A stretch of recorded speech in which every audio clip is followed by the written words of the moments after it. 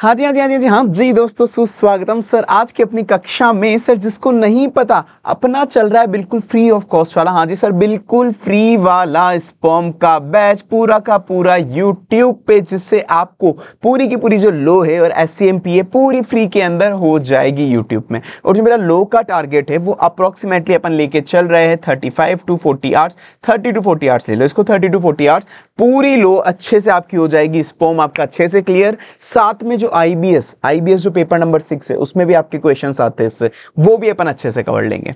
चलो सर आइए शुरू करते हैं। तो आज अपन पहुंच चुके अपने चैप्टर नंबर 3 पे, जो ICI के हिसाब से चैप्टर नंबर 2 है। ICI थोड़ा सा है, तो उसको छोड़ दो, ठीक है। तो कुल मिला के सीक्वेंस यही है, तो उस सीक्वेंस से अपन प्रॉपर चल रहे हैं। ये chapter number 2, appointment and remuneration of managerial personnel. तो मतलब चैप्टर नंबर 3, इसके पहले अपन कर चुके हैं फर्स्ट चैप्टर के अंदर कि डायरेक्टर कैसे अपॉइंट करा जाता है, क्वालिफिकेशन क्या क्या होती है, वो सारी चीजें। चैप्टर नंबर 2 में अपन पढ़ चुके हैं बोर्ड मीटिंग्स वाला, पढ़ चुके हैं बोर्ड मीटिंग्स। अब उसके बाद है सर कुछ मैनेजरियल पर्सन है, उनको कैसे अपॉइंट करा जाता है और उनको पैसा कितना मिलता है, ठीक है सर। आइए शुरू करते हैं। तो सर सबसे पहले तो KMP होता क्या है, सबसे पहले तो KMP होता क्या है। चैप्टर का नाम क्या है, मैनेजरियल पर्सनल। अब मैनेजरियल पर्सनल एक बड़ी टर्म है, इसके अंदर एक और टर्म आती है की मैनेजरियल पर्सनल। एक तो है मैनेजरियल पर्सनल, दो टर्म अलग अलग होगी, ध्यान रखना, दो टर्म अलग अलग होगी, ठीक है। और बाकी हाँ, मेरा इंट्रोडक्शन दे दूं, मेरा नाम है CA हेमंत सोमानी, बस ठीक है, इतना इंट्रोडक्शन काफी है ना, बाकी बच्चे जानते हो जानते हैं। चलो, तो सर दो चीज होती है, एक तो होता है मैनेजरियल पर्सनल जिसको अपन बोलेंगे MP, और एक होता है की मैनेजरियल पर्सनल जो होता है KMP, जो होता है KMP। तो एक MP बड़ी टर्म है, इसके अंदर फिर KMP और होता है कि उसमें से भी जो बड़े बड़े लोग हैं। तो ओवरऑल ये होते हैं कंपनी के बड़े बड़े लोग जो कंपनी का देख रेख रखते हैं, कंपनी को संभालते हैं, कंपनी की देख रेख करते हैं, कंपनी को संभालते हैं, कंपनी की देख रेख करते हो, कंपनी को संभालते हैं। सर KMP में कौन आता है, की मैनेजरियल पर्सनल में क्या आता है, कौन कौन आता है सर। की मैनेजरियल पर्सनल में आता है आपका MD, WTD मैनेजर, मतलब सब MD WTD manager, CEO, CFO, CS, ये लोग आते हैं आपके मेनली KMP के अंदर। MD WTD manager, CEO, CFO, CS, MD WTD manager, CEO, CFO और CS, ठीक है। ये आते हैं अपने जनरली KMP के अंदर। MD मतलब मैनेजिंग डायरेक्टर, जो पूरी कंपनी को मैनेज करता है, पूरी कंपनी को एक तरह से मैनेज करता है। होल टाइम डायरेक्टर, ये भी वही कंपनी को मैनेज करता है। मैनेजर मतलब यहाँ पे वो ऐसा मैनेजर नहीं है छोटा मोटा मैनेजर की फाइनेंस का मैनेजर और परचेस का मैनेजर, नहीं नहीं नहीं, नाम पे मत जाओ उसके। मैनेजर मतलब वो बहुत एक बड़ा मैनेजर की बात कर रहा है, जो पूरी कंपनी को ये अकेला इंसान मैनेज करता है, पूरी कंपनी को ये अकेला इंसान मैनेज करता है, अपन उस मैनेजर की बात करें। तो MD WTD manager, CEO, CFO, CS, ये होते हैं KMP, की मैनेजरियल पर्सनल, की कंपनी के सबसे बड़े आदमी जो कंपनी की देखरेख करते हैं, कंपनी को संभालते हैं। उसी में अगर अपन जो MP की बात करते हैं, MP में जनरली बस आते हैं यही MD WTD मैनेजर, ठीक है ना। इसमें CEO, CFO, CS नहीं आते हैं, MP के अंदर CEO, CFO, CS नहीं आता। तो जब भी MP की बात करेंगे मैनेजरियल पर्सनल, तो समझ आना MD WTD मैनेजर की बात हो रही। जब भी KMP की बात करेंगे तो समझ आना MD managing director, WTD whole time director, manager, इनकी बात हो रही है। साथ में CEO, CFO, CS इनकी बात हो रही है, ठीक है सर। ये बात देखो, मैं एक बार वापस से क्लैरिफिकेशन दे दूं, हर क्लास के अंदर देता हूं, मैं हर में देता हूं, वापस दे देता हूं कि ये जो अपन पढ़ने वाले हैं ना स्पोम, ये बड़ा ही एग्जाम ओरिएंटेड वे में पढ़ने वाले हैं, बड़ा ही एग्जाम ओरिएंटेड वे के अंदर अपन इसको पढ़ने वाले हैं, ठीक है। तो इसमें वो वाली एक्सपेक्टेशन ना रखना, मतलब एग्जाम ओरिएंटेड से भी एग्जाम ओरिएंटेड, ठीक है, एग्जाम ओरिएंटेड से भी एग्जाम ओरिएंटेड। जो बच्चे मेरे से ऑडिट पढ़े हुए उनकी एक्सपेक्टेशन मेरे से बहुत ज्यादा होगी, नहीं उतनी एक्सपेक्टेशन मत रखना, मैं स्पोम में तुमको वैसे नहीं कराने जा रहा। ऑडिट में अपन क्या करते हैं सर, एक बार पढ़ा बार बार पढ़ेंगे, बार बार पढ़ेंगे, बार बार पढ़ेंगे, बार बार रिवीजन होगा क्लास में, सेम टाइम बार बार एक ही प्रोविजन रिवाइज होगा, जब तक एक एक चीज समझ में ना आ जाए, जब तक एक एक चीज समझ में ना आ जाए और साथ में याद ना हो जाए, क्योंकि याद भी वहां पे मैं ही कराता हूं ऑडिट में, समझाता भी मैं ही हूं, अच्छा खासा टाइम डिवोट करते जितना करना। पर क्यों कराता हूं मैं ऑडिट में, क्योंकि आपके उसमें CA फाइनल के अंदर 6 पेपर ही होते हैं, उसमें ऑडिट के आपके मार्क्स जुड़ते हैं, वो आपको रैंक दिलाएगा, एग्जामिशन दिलाएगा, पास कराएगा, ठीक। अब स्पोम के अंदर क्यों इतना टाइम देना है, जितना मैं ऑडिट में देता हूं स्पोम में थोड़ी ना इतना टाइम देना है। इसमें बस ऐसा है कि 50 मार्क्स लाओ और पास हो और निकलो, कोई ज्यादा टाइम डिवोट नहीं करना है इसमें, एग्जाम ओरिएंटेड अप्रोच रखनी है पूरी की पूरी, 50 मार्क्स लाने और निकलो, मैं उसी अप्रोच से चलूंगा। तो जो बच्चे मेरे से ऑडिट पढ़े हुए हैं या जो नहीं पढ़े हुए उनको भी, मतलब जिनको पता है नहीं, तो भाई मैं ऐसे नहीं पढ़ाता इन जनरल, अच्छा ही पढ़ाऊंगा मैं इधर भी, ऐसा नहीं बोल रहा हूँ, अच्छा ही पढ़ाऊंगा मैं इधर, पर मेरी अप्रोच बिल्कुल अलग रहती है इसमें और ऑडिट में, क्योंकि ऑडिट में आपके 6 मार्क्स से जब पेपर जुड़ते हैं ना, मतलब जब वो 6 पेपर है उसमें मार्क्स जुड़ते हैं आपके सीए फाइनल में, तो वो अलग चीजें पढ़ने के लिए, उसमें जब आप पढ़ोगे या जो पढ़े हुए उनको तुम पूछ लेना, एक एक शब्द का पोस्टमार्टम होगा, एक एक चीज पढ़ेंगे, एक भी चीज नहीं छोड़ेंगे और सब याद करेंगे, सब समझेंगे, वो अलग चीज है, बार बार रिवाइज। पर इसमें मेरे पास समझो टाइम बाउंडेशन है, 50 मार्क्स दिलाने और इतना ही पढ़ना है, मत एक्स्ट्रा घुस जाना जबरदस्ती, तुम समझोगे नहीं, जबरदस्ती घुसे हुए इसी एक ही सब्जेक्ट में, अरे भाई बाकी के 6 सब्जेक्ट है उधर टाइम दो, इसलिए इसको बस ऊपर से नहीं, मतलब जितना रिलेवेंट है सब पढ़ाऊंगा मैं, टेंशन ना लो, ठीक है, मतलब ये सफिशिएंट होगा आपके एग्जाम के लिए, बात खत्म। आईबीएस के एग्जाम के लिए भी ये सफिशिएंट है और रिस्पॉम के एग्जाम के लिए भी सफिशिएंट है, इससे ज्यादा नहीं पढ़ना है, ठीक है बस। तो मैं पहले डिस्क्लेमर दे दूं भाई, तुम वरना जो ऑडिट वाले बच्चे हैं मेरे वो समझेंगे सर ऑडिट जैसे पढ़ाई थी वैसे पढ़ाओगे मजा आ जाएगा, फिर तुम्हारी एक्सपेक्टेशन पे नहीं उतरूंगा मैं, खड़ा हूंगा मैं, तो वो दिक्कत हो जाएगी, ठीक है। तो सर ये होता है कुल मिला के, केएमपी होता है और एमपी ये होता है। केएमपी में सर एक और लोग भी आते हैं कि एक तो हो गया अपन MD WTD manager CEO CA, साथ में एक और आता है कि जो जस्ट डायरेक्टर के नीचे वाले बंदे होते हैं, जो जस्ट डायरेक्टर के नीचे वाले बंदे होते हैं, डायरेक्टर के जस्ट नीचे वाले बंदे, कि डायरेक्टर के बंदे यहाँ पे कोई ये है कि जो डायरेक्टर को रिपोर्ट कर रहे हो, जो डायरेक्टर को रिपोर्ट कर रहे हो, कि कोई भी बंदा है जो डायरेक्टर को डायरेक्ट रिपोर्ट कर रहा है, डायरेक्टर था या केएमपी था, दो सेकंड एक चीज में को, हाँ वो ये डायरेक्टर ही है, जो डायरेक्टर को रिपोर्ट कर रहे हो, जो कोई भी बंदा जो डायरेक्टर को रिपोर्ट कर रहा है, और बोर्ड ने स्पेसिफिकली बोला है, बोर्ड ने स्पेसिफिकली बोला है कि ये वाला बंदा केएमपी होगा, या ये वाला बंदा केएमपी होगा, ये वाला बंदा केएमपी होगा, कि कोई भी बंदा जो डायरेक्टर को रिपोर्ट कर रहा हो, कोई भी बंदा जो डायरेक्टर को रिपोर्ट कर रहा है और बोर्ड ने बोला हुआ है कि हाँ भाई ये बंदा केएमपी कहलाएगा, तो उसको भी केएमपी मान लेंगे, तो वो अलग सेपरेट चीज है, उसको छोड़ो। बाकी मेन कौन होते हैं, एमडीडब्ल्यूडी मैनेजर, सीईओ सीएफओ सीएस, ठीक है, और एमपी कौन होते हैं, एमडीडब्ल्यूडी मैनेजर। आ जाओ सर, ये देखो बुक बड़ी प्यारी बनाई है मैंने तुमको, बाकी मैं बता दूंगा तुमको कैसे मिलेगी, सब फ्री में मिलेगा, बुक भी फ्री में मिलेगी, बस सब कुछ फ्री में भाई, इतना एफर्ट्स डाल रहा हूँ भाई, कम से कम इतने गंदे लोग हो तुम, इतने पत्थर दिल लोग हो, सब कुछ फ्री में मिल रही है, बुक लेक्चर वगैरह, फिर भी एक वीडियो लाइक नहीं करके जाते भाई, लाइक कर देना वीडियो को एटलीस्ट, ताकि लोगों तक पहुंचे, लाइक कर देना याद से भाई, पत्थर दिन मत बनो, और साथ में कमेंट सेक्शन में मुझे याद से बताना कि तुम्हारा अटेम्प्ट कौन सा है, सीए फाइनल का अटेम्प्ट कौन सा है, मुझे जानना होता है वो, ताकि मुझे पता पड़े, चाहे तुम 2 साल बाद भी ये वीडियो क्यों नहीं देख रहे हो, तुम बताना का अटेम्प्ट कौन सा है, ताकि मुझे जानना होता है कि लोग कौन से अटेम्प्ट के बच्चे भी जुड़े हुए, उनके लिए मैं क्या और अच्छी चीज ला सकता हूँ। इग्नोर मत करना, अटेम्प्ट तुम्हारा कौन सा है कमेंट करके जाना प्लीज, ठीक है। चलो हाँ, तो बाकी नोट्स फ्री में मिल जाएंगे तुमको, पीडब्ल्यू ऐप पे मिल जाएंगे तुमको, ये नोट्स फ्री के अंदर मिल जाएंगे, ठीक है ना, सारे एक एक चैप्टर्स मिल जाएंगे, और बाकी मैं तुमको और बता दूंगा आगे एग्जैक्ट डिटेल की कैसे कहाँ जाके मिलेंगे तुमको नोट्स और भी, ठीक है ना, मैं आगे बता दूंगा। चलो सर, तो ये केएमपी की मैंने बात होगी, केएमपी क्या होता है, सीईओ सीएफओ सीएस और एमडीडब्ल्यूटीडी मैनेजर, ये जनरली होते हैं, ठीक है ना, और बाकी मैंने ये तुमको बता दिया है। और एमपी कौन होते हैं सर, एमडीडब्ल्यूटीडी मैनेजर, बात खत्म, ये मैंने तुमको बता दिया है, ठीक है, अब काफी है। मैनेजर क्या होता है सर, मैनेजर फालतू बात है, छोटा सा कट मार दो कि मैनेजर वो ये कि जो एंटायर पोर्शन कंपनी को पूरा मैनेज करता है, कंपनी का एक बड़ा ऑपरेशन मैनेज करता है, फालतू बात है।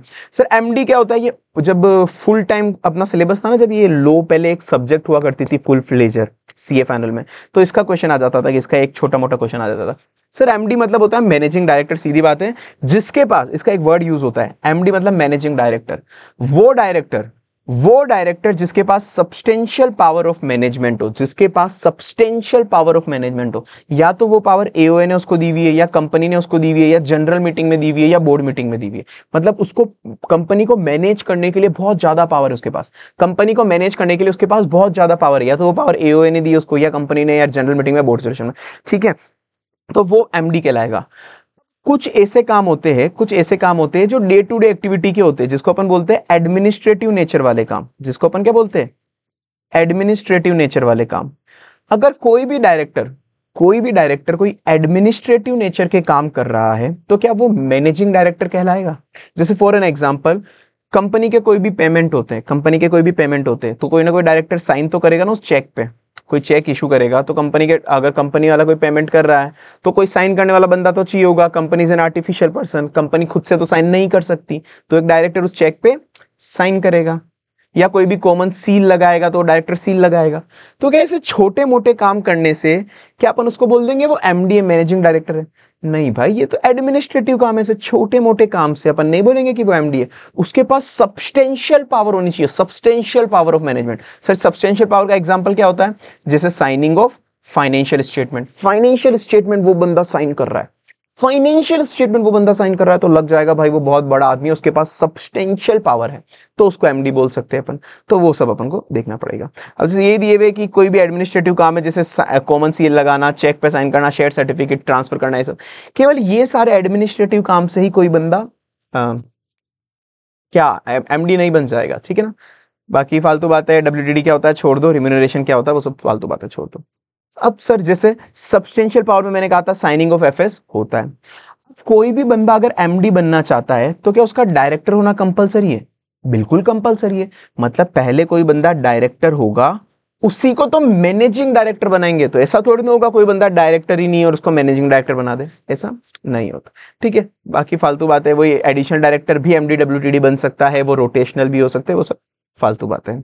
कभी लड़ाई हो जाए, तुम समझो कभी लड़ाई हो जाए कि एमडी कुछ और चीज बोल रहा है, मैनेजिंग डायरेक्टर बोल रहा है कि कंपनी में और कुछ होना चाहिए, बोर्ड ऑफ डायरेक्टर बोल रहा है कंपनी में और कुछ होना चाहिए, तो बड़ा कौन है? सर बोर्ड ऑफ डायरेक्टर बड़ा होता है इनसे, बोर्ड ऑफ डायरेक्टर बड़ा होता है इनसे, ठीक है। मतलब फालतू बातें इतना ध्यान मत दो इन पे। अब सर बात आती है इनको एमडी, अब बात आती है मैनेजरल पर्सनल। मैनेजर मतलब MD WTD manager, MD WTD manager. इनको अपॉइंट कैसे कौन करता है, रिम्यूनरेशन कैसी होती है, रीअपॉइंटमेंट क्या होती है, ये सब बात अपन एक बार कर लेते। तो अभी बात किसकी चल रही है? MD WTD manager. ये एप्लीकेबल नहीं होता सीईओ, सीएफओ, सीएस, इन सब पे एप्लीकेबल नहीं है, केवल MD WTD manager. Sir MD WTD manager जो है ना, सबसे पहले तो एक छोटी सी बात ध्यान रख लो, कभी भी मैनेजर दो नहीं हो सकते। कभी भी मैनेज एक बात ध्यान रख लो, मैनेजर सबसे झगड़ालू इंसान है, मैनेजर सबसे झगड़ालू इंसान है। मैनेजर अकेला लेना पसंद करता है। तो जैसे एमडी और डब्ल्यूटीडी है, एमडी और डब्ल्यूटीडी है, क्या एक कंपनी में एमडी डब्ल्यूटीडी साथ साथ हो सकते हैं? बिल्कुल हो सकते हैं। एक कंपनी में एमडी डब्ल्यूटीडी साथ साथ हो सकते हैं। एक ही कंपनी में दो एमडी हो सकते हैं? बिल्कुल हो सकते हैं, दो एमडी भी हो सकते हैं। एक ही कंपनी में अलग अलग बंदा, दो एमडी एक ही कंपनी में बन सकते हैं, दो एमडी भी हो सकते हैं। एमडी डब्ल्यूडी हो सकते हैं, दो एमडी हो सकते हैं, दो डब्ल्यूटीडी हो सकते हैं, मतलब सब एक साथ हो सकते हैं। पर जहां मैनेजर आ गया ना, ये लड़ाकू इंसान है। क्या दो मैनेजर हो सकते हैं? नहीं भाई, लड़ाकू इंसान है, काट खाएंगे, एक दूसरे को मार देंगे, दो मैनेजर नहीं हो सकते। क्या एमडी और मैनेजर हो सकता है एक साथ? नहीं हो सकता सर। जहां मैनेजर आ गया उसके साथ दूसरा इंसान हो ही नहीं सकता, दूसरा केएमपी हो ही नहीं सकता, इनमें एमडी डब्ल्यूटीडी मैनेजर में हो ही नहीं सकता। सर क्या वैसे डब्ल्यूटीडी और मैनेजर हो सकते हैं? डब्ल्यूटीडी और मैनेजर हो सकते हैं? नहीं हो सकते सर। जहां मैनेजर आ गया वो झगड़ालू इंसान है, उसके साथ में नहीं आएगा। तो जब भी एमडी डब्ल्यूटीडी मैनेजर का अपन कॉम्बिनेशन देख रहे हो, एमडी डब्ल्यूटीडी मैनेजर, तो जहां मैनेजर आ गया वहां पे एमडी डब्ल्यूटीडी नहीं होंगे, बात खत्म। बाकी सब लोग एक साथ रह सकते हैं, पर जहां मैनेजर आ गया वहां बाकी लोग नहीं आ सकते। मैनेजर सबसे झगड़ालू है, बात खत्म। तो ये वही पॉइंट एक तरह से कि एमडी और मैनेजर एक टाइम पे अपॉइंट नहीं रह सकते, एमडी और मैनेजर, वो उसी के अंदर सारे पॉइंट कवर अपने हो चुके हैं। सर बात आती है कि इनके अपॉइंटमेंट की और रीअपॉइंटमेंट की, अपॉइंटमेंट की और रीअपॉइंटमेंट की। सर जो होता है अपॉइंटमेंट आप जो करते हो ना इनका, आप जो इनका अपॉइंट करते हो, किसको? मैनेजरल पर्सनल, एमडी डब्ल्यूटीडी और मैनेजर को। और जो आप उनको रीअपॉइंट करते हो, आप जो उनको रीअपॉइंट करते हो, वो वाले पॉइंटर अपन को पढ़ने। सर अपॉइंटमेंट के अंदर बात ऐसी है, सिंपल सी बात है अपॉइंटमेंट के अंदर, सॉरी चलेगा था में। हाँ, अपॉइंटमेंट के अंदर बात ऐसी कि अपन उसको अपॉइंट कर सकते हैं मैक्सिमम 5 ईयर के टेन्योर के लिए। मैक्सिमम इनको कितने टेन्योर के लिए अपॉइंट कर सकते हैं? मैक्सिमम 5 साल के लिए इनको अपॉइंट कर सकते हैं। मैंने क्या बोला वापस, ये एमडी डब्ल्यूडी मैनेजर की बात हो रही है, बाकी के एमपी बाकी लोगों की बात नहीं हो रही है, जो बाकी जो ये सीईओ, सीएफओ, सीएस, उनकी बात नहीं हो रही है अभी, केवल इनकी बात हो रही है। तो इनको अपॉइंट अपन 5 साल के लिए कर सकते हैं, ठीक है 5 साल। सर रीअपॉइंटमेंट पॉसिबल है? हाँ भाई रीअपॉइंटमेंट पॉसिबल है। तो सर रीअपॉइंटमेंट एक ही बार कर सकते हैं, उसके बाद भी कर सकते हैं? अरे भाई जितनी बार करना उनको रीअपॉइंट उतनी बार करो, कोई लिमिटेशन नहीं है। पर सर अपने इंडिपेंडेंट डायरेक्टर में पढ़ा था, वहां पर भी 5 साल ही था कि एक इंडिपेंडेंट डायरेक्टर को 5 साल अपॉइंट कर सकते हैं। रीअपॉइंट करना है तो वापस से केवल 5 साल तक ही कर पाएंगे, उसके बाद कूलिंग पीरियड लेना होगा, उसको कूलिंग पीरियड लेना होगा। तो यहाँ पे कोई कूलिंग पीरियड नहीं है क्या सर? नहीं सर, यहाँ पर कोई कूलिंग पीरियड नहीं है। क्यों नहीं है? अरे भाई ये कंपनी के एमडी डब्ल्यूटीडी वगैरह है, managing director, WTD, whole time director, तो वो तो इंडिपेंडेंट डायरेक्टर था। उसको अपन को क्या करना था? इंडिपेंडेंट डायरेक्टर को उसको कंपनी से थोड़ा दूर रखना था ताकि वो इंडिपेंडेंट रहे। उसको कंपनी से थोड़ा दूर रखना था ताकि वो इंडिपेंडेंट रहे। वही अपन एमडी डब्ल्यूटीडी मैनेजर की बात करेंगे तो ये तो पूरी कंपनी को संभाल रहे हैं, इनको इंडिपेंडेंट रहने की जरूरत है नहीं। अपन तो चाहेंगे, अब जैसे समझो रिलायंस के अंदर मुकेश जी अंबानी है अपने, ठीक है ना। तो मुकेश जी अंबानी मान लो अगर एमडी है, तो ऐसा थोड़ी ना उनको बार बार अपने रीअपॉइंट करा फिर 4-5 साल के लिए कंपनी से बाहर फेंक देंगे, अब कोई दूसरा बंदा आएगा।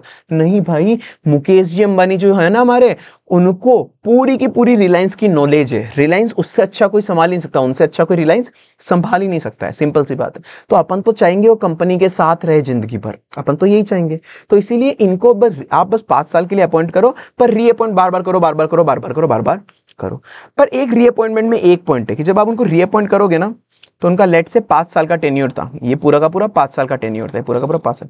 तो रीअपॉइंटमेंट कभी भी आप करोगे तो उनको केवल इसके पहले नहीं कर सकते, लास्ट का 1 ईयर है ना, लास्ट का 1 ईयर, ये वाला पोर्शन 5 साल का उनका टेन्योर था, तो जो लास्ट का 1 ईयर बचेगा ना उनका, उसी वक्त मतलब उससे पहले आप रीअपॉइंट नहीं कर सकते। उससे पहले कि लेट से उसको बोल दे कि इसी साल अपॉइंट कर दिया, अभी अपॉइंट करा 5 साल के लिए है, और अपन ने बोला वाह यार ठीक है ना, अपॉइंट भी अभी करा, एक काम करते रीअपॉइंट भी अभी कर लेते, यहां पर ही रीअपॉइंट कर लिया, 1 साल ही पूरा हुआ है उसको अभी तक, और अब यहाँ पे ही रीअपॉइंट कर लिया, 2 साल ही पूरे हुए, यहाँ पे रीअपॉइंट कर लिया।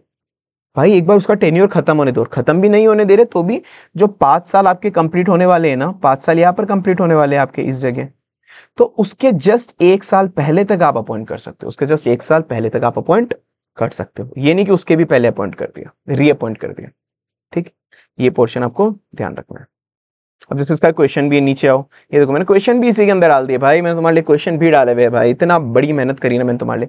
ये देखो FWTD अपॉइंट करा है 28 अगस्त 2019 को, ठीक है ना। अब वो 5 साल के लिए अपॉइंट हुआ है, 5 साल के लिए अपॉइंट हुआ मतलब देख लो 19 से 20, 21, 22, 23, 24, लगभग 2024 तक के लिए अपॉइंट हुआ है। तो 2000 मैं एक अप्रोक्स डाल रहा हूँ कि 27 अगस्त 2024 तक उसका टेन्योर खत्म हो जाएगा, 19, 20, 21, 22, 23, 24। तो उसको रीअपॉइंट कब कर सकते हैं, इसके जस्ट 1 साल पहले तक रीअपॉइंट कर सकते हैं, मतलब उसके भी पहले रीअपॉइंट नहीं कर, बाद में करो तो चलेगा पर उसके पहले रीअपॉइंट नहीं कर सकते। तो मतलब मैं मान लेता हूं कि 27 अगस्त 2023 तक आप उसको रीअपॉइंट कर सकते हो, उसके पहले नहीं कर सकते। तो यहाँ पे इन्होंने 2021 में ही रीअपॉइंट कर दिया, भाई नहीं चलेगा, वो नहीं चल सकता।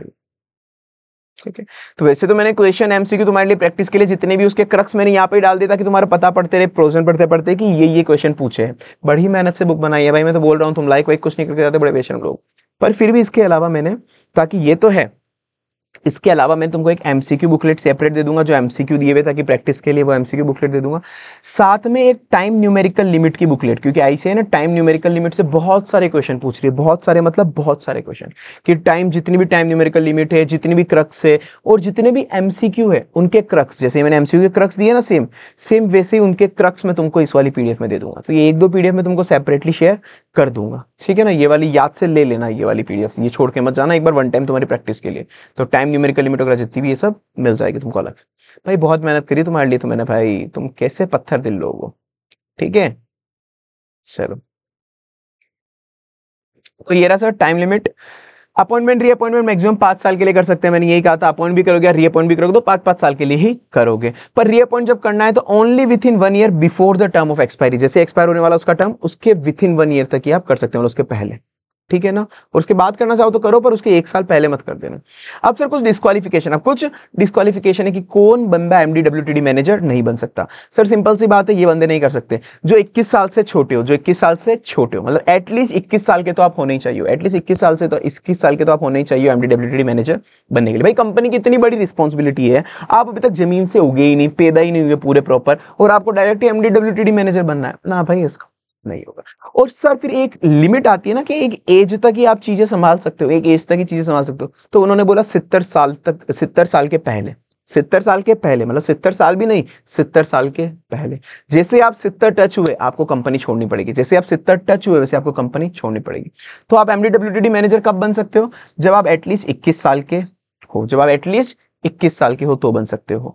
और आप कब तक रह सकते हो, less than 70 year, less than 70 year की मतलब 70 साल से जैसे आपने टच करा आपको वो MD-WTD मैनेजर की पोजीशन छोड़नी पड़ेगी, आपको निकाल दिया जाएगा। तो आप 21, 70, 21, 70, 21, 70 मान लो, 21 साल मिनिमम होनी चाहिए आपकी एज MD-WTD मैनेजर बनने के लिए, और 70 साल जैसे टच करा, 70 साल जैसे टच करा आपको छोड़ना पड़ जाएगा। तो ये आपका हो गया कि मतलब इतने ही आपकी एज लिमिट रह सकती है आपकी बनने के लिए। सर ये अगर नॉर्मल डायरेक्टर का प्रोविजन आपको याद हो तो नॉर्मल डायरेक्टर बन सकता है क्या वो अगर 21 साल का नहीं है तो भी? हाँ भाई, नॉर्मल डायरेक्टर में ऐसी कोई भी लिमिटेशंस नहीं थी। वहां पे बस ऐसा है कि अगर 18 साल से छोटा है, अगर 18 साल से छोटा है तो उसको डी नहीं अलॉट नहीं होगा डायरेक्टर आइडेंटिफिकेशन नंबर, तो वो माइनर है, क्योंकि वो माइनर है। तो इसलिए 18 साल से छोटा इंसान डायरेक्टर नहीं बन सकता, पर 18 से ऊपर वाला बन सकता है कोई भी इंसान डायरेक्टर। पर अगर एमडीडब्ल्यूटीडी मैनेजर बनना है तो 21 साल। ठीक है, तो ये आपकी डिस्क्वालिफिकेशन अगर आप 21 से छोटे हो या 70 या 70 से ऊपर हो। अगर या फिर आप इंसॉल्वेंट हो, अनडिस्चार्ज या फिर एडजस्ट इंसॉल्वेंट हो तो आप नहीं बन सकते। आपने खुद के कोई क्रेडिटर, खुद का कोई क्रेडिटर है, आपने उसको पैसा नहीं दे रहे, अरे भाई आप जब खुद के क्रेडिटर का पैसा नहीं दे रहे तो कंपनी क्या खाक संभालोगे? कंपनी क्या खाक संभालोगे? तो वो नहीं हो सकता। या फिर आपको कन्विक्ट कर दिया है 6 महीने से ज्यादा, 6 महीने से ज्यादा आपको जेल में भेज दिया गया है, 6 महीने से ज्यादा आपको जेल में भेज दिया गया है, तो भी नहीं आप बन सकते। ठीक है, वहां पर भी था डायरेक्टर के अंदर भी 6 महीने से ज्यादा जेल में भेजा है तो आप 5 साल के लिए होंगे, वहां पे 5 साल के लिए डिस्क्वालीफाई करा था। पर यहाँ पर है कि आपको अनलिमिटेड डिस्क्वालीफाई, कि आप एमडीडब्ल्यूडी मैनेजर नहीं बन सकते, बात खत्म। ये वाली कंडीशन है आपकी जिसमें आप डायरेक्ट एमडीडब्ल्यूडी मैनेजर नहीं बन सकते। क्या नहीं बन सकते? एज लिमिट दे दी एक तो अपन को 21-70 वाली, उसके बाद आप इंसॉल्वेंट हो, क्रेडिटर का डिफॉल्ट करा है या फिर कन्विक्ट हो गए आप 6 महीने से ज्यादा। पर एक एक्सेप्शन दिया इधर वाले के अंदर कि आप केवल इसका एक्सेप्शन है और किसी का भी नहीं है, केवल इस वाली 70 साल की एज का एक्सेप्शन है, सिर्फ 70 साल की एज का एक्सेप्शन। क्या है सर? 2 ऑप्शन है। आप 70 के टच हो गए, जैसे लेट से कि अगर अपने अडानी जी है, अपने एक अडानी जी है, तो अडानी जी कभी 70 साल के हो गए तो क्या उसको कंपनी से उनको निकाल दिया जाएगा क्या 70 साल की एज से हो गए? तो भाई ऐसा नहीं है यार, लोगों को चाहिए होते हैं कि उनको कंपनी के सबसे ज्यादा नॉलेज उन्हीं को होती है। तो अडानी जी अगर 70 साल के हो गए तो ऐसा नहीं उनको निकाल दिया जाएगा। आप चाहो तो स्पेशल रिजोल्यूशन पास करके उनको रख लो, या तो स्पेशल रिजोल्यूशन पास कर लो कि हाँ भाई अडानी जी को हम 70 साल के हो गए तो भी हम अपनी कंपनी के अंदर एमडीडब्ल्यूटीडी मैनेजर रखना चाहते हैं। ठीक है, या फिर दूसरा ऑप्शन, ये तो है ऑप्शन 1, ये तो ऑप्शन 1, अगर आपका एसआर पास नहीं हो पा रहा, किसी दिक्कत से एसआर पास नहीं हो पा रहा, तो आप एक काम करो, केवल ऑर्डिनरी रिजोल्यूशन पास कर लो, मतलब वो ये कि कंसेंट ले लो लोगों की, 50% लोगों की। ठीक है, तो आप ऑर्डिनरी रिजोल्यूशन पास कर लो, प्लस साथ में सेंट्रल गवर्नमेंट की अप्रूवल ले लो, साथ में सेंट्रल गवर्नमेंट की अप्रूवल ले लो, बात खत्म। सेंट्रल गवर्नमेंट की अप्रूवल ले लो, बात खत्म। तो मतलब 70 साल की एज में हो तो जनरली तो आप नहीं बन सकते एमडीडब्ल्यूटीडी मैनेजर, पर 70 साल की एज में भी आप एमडीडब्ल्यूटीडी मैनेजर बन सकते हो, या तो आप स्पेशल रिजोल्यूशन पास करा लो, या तो आप स्पेशल रिजोल्यूशन पास करा लो, या फिर ordinary resolution plus central government से अप्रूवल ले लो, या फिर ordinary resolution plus central government से अप्रूवल ले लो। ये एक्सेप्शन केवल 70 साल की एज की, यही कोई बंदा अगर 21 साल की एज का नहीं है, मतलब लेट से 20 साल की एज का है, तो क्या अपन उसको बना सकते हैं एसआर पास करके, ओआर पास करके? नहीं सर, ये एक्सेप्शन उनकी नहीं है, ये केवल 70 साल वाले की एक्सेप्शन है, बाकी और किसी की भी। ठीक है, तो ये मैंने ये लिखा हुआ है, स्पेशल रिजोल्यूशन पास करा लो और साथ में एक्सप्लेनेटरी स्टेटमेंट होता है कि मतलब जस्टिफाई करो कि आप उनको क्यों बनाना चाहते हो इतने एज में होने के बाद भी। ठीक है, बाकी ये है ऑप्शन 1 ऑप्शन, तो ये बात खत्म। तो ये वाला हो गया। अब सर नीचे इसके कुछ एडिशनल, शेड्यूल 5 का पार्ट 1 है, कुछ एडिशनल क्वालिफिकेशन डिस्क्वालिफिकेशन दी हुई एलिजिबिलिटी की कंडीशन, कि ये चीजें और आपको फुलफिल करनी पड़ेगी एमडीडब्ल्यूटीडी मैनेजर बनने के लिए, ये चीजें आपको और फुलफिल करनी पड़ेगी एमडीडब्ल्यूटीडी मैनेजर बनने के लिए। ठीक है, और अगर मतलब अगर आप में ये अगर यही मतलब ये कंडीशन अगर आप पे नहीं लग रही तो आप डिस्क्वालीफाई हो, आप डिस्क्वालीफाई हो। पर यहाँ पर एक चीज है कि अगर ये वाली कंडीशन पूरी आप नहीं हो रही, जैसे यहाँ पे कि आप कभी भी कन्विक्ट नहीं होने चाहिए SEBI income tax in act के अंदर, जैसे कंडीशन क्या है कि income tax, SEBI, GST in वाले एक्ट के अंदर आप कभी भी कन्विक्ट नहीं होने चाहिए, जेल नहीं जाने चाहिए। अगर आप गए हो तो आप एमडीडब्ल्यूटीडी मैनेजर नहीं बन पाओगे, ये कंडीशन है। पर यहां पर दिया है कि ये वाली जो भी कंडीशन है ना, तो आप नहीं बन पाओगे। पर आप चाहो तो सेंट्रल गवर्नमेंट की अप्रूवल से, आप चाहो तो सेंट्रल गवर्नमेंट की अप्रूवल से आप फिर भी एमडीडब्ल्यूटीडी मैनेजर बन सकते हो। तो ये वाली जो भी कंडीशंस है जो अपन पढ़ने वाले ये 4 कंडीशन, तो जनरली आपको डिस्क्वालीफाई कर देगी कि आप एमडीडब्ल्यूटीडी मैनेजर नहीं बन पाओगे। ठीक है, जनरली डिस्क्वालीफाई कर देगी, पर फिर भी एक एग्जाम्पशन दे दी, फिर भी एक एग्जाम्पशन दे दी कि आप सेंट्रल गवर्नमेंट की अप्रूवल लेके इन वाली कंडीशन को भाड़ में जाए बोल सकते हो, सब कि तुम नई कंडीशन हमको फुलफिल नहीं करनी है, सेंट्रल गवर्नमेंट की अप्रूवल लगेगी। पर सर अगर यही चीज यहां पर भी होती है क्या कि हम यहाँ पर इंसॉल्वेंट है, क्रेडिटर को डिफॉल्ट करा, कन्विक्टेड है 6 महीने से ज्यादा, तो भी हम क्या सेंट्रल गवर्नमेंट की अप्रूवल लेके बन सकते हैं एमडीडब्ल्यूटीडी मैनेजर? ना ना ना ना, ये कंडीशन यहां पर नहीं लगती है सेंट्रल गवर्नमेंट अप्रूवल वाली, यहां पर तो कोई एक्सेप्शन नहीं है, यहां पर तो कोई एक्सेप्शन नहीं। ये जो एडिशनल वाली क्वालिफिकेशंस दी है ना, एडिशनल वाली, ये केवल यहां पर ही लगती है सेंट्रल गवर्नमेंट की अप्रूवल, केवल यहां पर ही लगती है।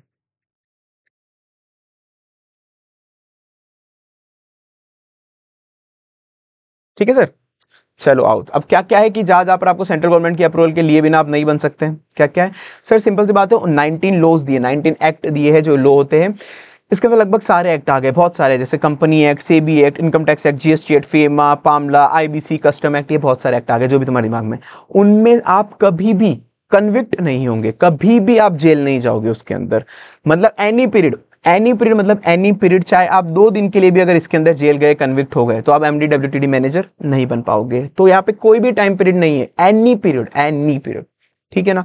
या फिर आपको इनके अंदर फाइन लग गया 1000 रुपए से ज्यादा, या फिर इनमें आपको फाइन लग गया सेबी, इनकम टैक्स, जीएसटी वगैरह, इनमें फाइन लग गया 1000 रुपए से ज्यादा, तो आप एमडीडब्ल्यूडी मैनेजर नहीं बन पाओगे without central government approval, without central government approval. Not detain, detain आपको नहीं कराओ। डिटेन मतलब कि ये कन्विक्ट करना नहीं होता। डिटेन मतलब होता है कि एक बार बस पूछताछ के लिए पुलिस वाले एक बार आपको उठा के ले गए, पूछताछ के लिए पुलिस वाले एक बार आपको उठा के ले गए, डिटेन करके ले गए, अब आपसे पूछताछ होगी। तो आप डिटेन नहीं होने चाहिए। कौन से एक्ट में? कोफीपोजा। कौन सा एक्ट में? COFEPOSA, COFEPOSA, COFEPOSA, conservation of foreign exchange and prevention of smuggling activities. बस अब इतना मत देखो कि क्या है एक्ट है, छोड़ दो, इतना मत देखो। कुल मिला के आप डिटेन नहीं होने चाहिए कोफीपोजा एक्ट के अंदर, conservation of foreign exchange and prevention of smuggling activity, conservation of foreign exchange, prevention of smuggling activity, इसमें कभी भी डिटेन नहीं होने चाहिए। एज लिमिट अपन ने पढ़ ली, 70 साल वाली, वो वाली हो गई, ठीक है ना। और रेसिडेंट इन इंडिया, आप इंडिया के रेसिडेंट होने चाहिए, सिंपल सी बात है, आप इंडिया के रेसिडेंट होने चाहिए तो ही आप एमडीडब्ल्यूटीडी मैनेजर बन सकते हो। इंडिया के रेसिडेंट, रेसिडेंट की क्या कंडीशन है, छोड़ दो, कोई सेंस नहीं है। कुल मिला के पिछले साल, जस्ट पिछले साल आप 12 महीने से ज्यादा रहने चाहिए, साथ में आप इंडिया के अंदर एम्प्लॉयमेंट या फिर बिजनेस के लिए रह रहे हो, बात खत्म, छोड़ो, इतना मत देखो, बस आप रेसिडेंट होने चाहिए, बस आप रेसिडेंट होने चाहिए। पर ये कंडीशन नहीं लगती एसईजेड पे, क्योंकि एसईजेड क्या होता है? स्पेशल इकोनॉमिक जोन, वहां पे तो बहुत सारे लोग होती है, बाहर की कंपनीज बहुत सारी है, इंडिया के बाहर की बहुत सारी कंपनीज है। तो एसईजेड के अंदर इंडिया के बाहर वाला भी मतलब नॉन रेसिडेंट भी एमडीडब्ल्यूटीडी मैनेजर बन सकता है एसईजेड के अंदर, स्पेशल इकोनॉमिक जोन्स में, ठीक है सर। एक बार वापस देख लो सर। सर सबसे पहले अपन ने इसके अंदर पढ़ा कि सर सबसे पहले अभी, चलो एक बार वापस बाद में देखते हैं, मैं दिखाऊंगा पूरा पूरा प्रोसेस वापस करेंगे, ठीक है। तो कुल मिला के ये वाली कंडीशन से आपको एमडब्ल्यूडी मैनेजर बनने के लिए। अब उसके बाद एक बार मैं कर लेता हूँ, वापस से रिवाइज कराऊंगा। हालांकि मैं बोल रहा हूँ शायद थोड़ा सा जल्दी लग रहा हो कि सर क्या जल्दी जल्दी कर रहे हो यार, ऐसे सब समझ में आ रहा होगा, सब कुछ करो, पर ये इतना ही वर्थ है टाइम डिवोट करने के लिए स्पोम वाला सब्जेक्ट। तो मेरे से ऑडिट पढ़ोगे जब पता पड़ेगा कि सर एक एक लाइन का पोस्टमार्टम होता है उस वक्त अपना, और एक एक लाइन पूरी समझ के एक एक वर्ड, उसके बाद सब याद भी करते हैं, बार बार टाइम डिवोट करता हूँ, 10 बार रिविजन हो जाता है क्लास में। पर इधर इतना पॉसिबल नहीं होगा मेरे लिए, मेरे पे टाइम बाउंडेशन है, प्लीज ये चीज समझ। और ये तुम्हारे भले के लिए, तुमको मैं करा दूंगा ना वापस से, वो जैसे ऑडिट पढ़ाता हूँ वैसे पढ़ा दूं 101 घंटे के अंदर, 120 घंटे में, फिर तुम ही परेशान होंगे सर क्या फालतू सब्जेक्ट को इतना टाइम खींच दिया। तो ये तुम्हारे लिए, ये कुछ कुछ बच्चों को नहीं समझ आएगा ये चीज, तो मैं बता दूं वापस, ठीक है सर। तो अपॉइंटमेंट के लिए क्या क्या लगता है सर? अपॉइंट, जब भी आपको किसी एमडीडब्ल्यूटीडी मैनेजर को अपॉइंट करना है तो क्या क्या लगता है सर? एमडीडब्ल्यूटीडी मैनेजर को अपॉइंट करना है तो एक तो बोर्ड रिजोल्यूशन लगेगा, एक तो बोर्ड रिजोल्यूशन लगेगा, तो बोर्ड एक बार उनको अपॉइंट कर लेगी। फिर जैसे नेक्स्ट जनरल मीटिंग होगी, जैसे ही नेक्स्ट जनरल मीटिंग होगी उस वक्त उसको शेयर होल्डर का अप्रूवल भी लगेगा। मतलब जनरली ऑर्डिनरी रिजोल्यूशन लगता है, जब कुछ भी नहीं बोला था तो शेयर होल्डर का ऑर्डिनरी रिजोल्यूशन लगेगा। तो पहले बोर्ड रिजोल्यूशन लगेगा, बोर्ड ने अपॉइंट कर लिया उनको, बोर्ड ने अपॉइंट कर लिया उनको, फिर शेयर होल्डर की अप्रूवल लगेगी, फिर शेयर होल्डर की अप्रूवल लगेगी, शेयर होल्डर की अप्रूवल लगेगी, ठीक है ना। अब आप पर जब अपॉइंट करते हो, आप जब पर अपॉइंट करते हो, ठीक है ना, तो सेंट्रल गवर्नमेंट की जहां जहां पे भी परमिशन चाहिए, सेंट्रल गवर्नमेंट की परमिशन कहां चाहिए? यहां पर।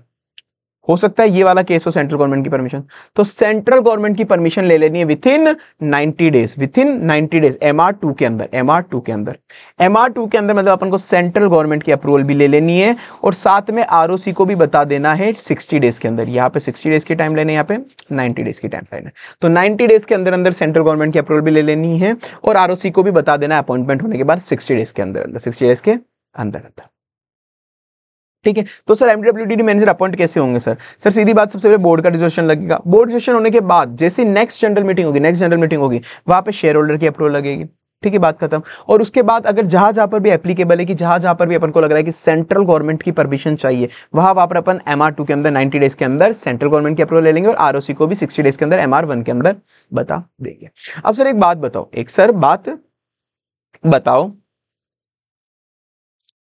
हाँ एक और चीज मैं बता दूं भाई, मैंने तुमको बता दिया, नोट्स PW ऐप पे मिल जाएंगे या फिर टेलीग्राम चैनल पे मिल जाएंगे। अगर तुमको PW ऐप पे नहीं मिल रहे हो तो टेलीग्राम चैनल पे देख सकते हो, मेरा टेलीग्राम चैनल है CA हेमंत सोमानी, ये तुम टेलीग्राम चैनल पे सर्च कर लेना, ऊपर जाके मतलब टेलीग्राम पे जाओगे, ऊपर सर्च का ऑप्शन आता है टेलीग्राम पे, वहाँ सर्च कर लेना सीए हेमंत सोमानी, वहाँ तुमको मिल जाएंगे। अब तुम बार बार बोलते हो सर नहीं मिल रहे नहीं मिल रहे, अरे भाई यार इतने समझदार इंसान हो, मेरे टेलीग्राम चैनल पे गए, ज्वाइन करा, ऊपर एक फाइल्स या फिर मीडिया का ऑप्शन आता है ना, वहाँ देखो सारी फाइल शेयर करी हुई है, सब मिलेगा। तुम जबरदस्ती पीछे पड़ा तो नहीं मिल रहा नहीं मिल रहा, मिलेगा भाई। और कुछ पूछना भी तो वहाँ जाके पूछो, मैं वैसे भी कितना मतलब कैसे जवाब दूं तुमको, सबको एक एक करके नहीं मिल रहा, ठीक है। तो तुम वहां से ले सकते हो सीएमएस में टेलीग्राम चैनल, और वहां से तुमको जो एमसीक्यू टाइम न्यूमेरिकल बुकलेट जो मैंने बोली ना, MCQ booklet, time numerical booklet, जितनी भी टाइम न्यूमेरिकल लिमिट है, सब सब वहां पे मिलेगी तुमको, ठीक है।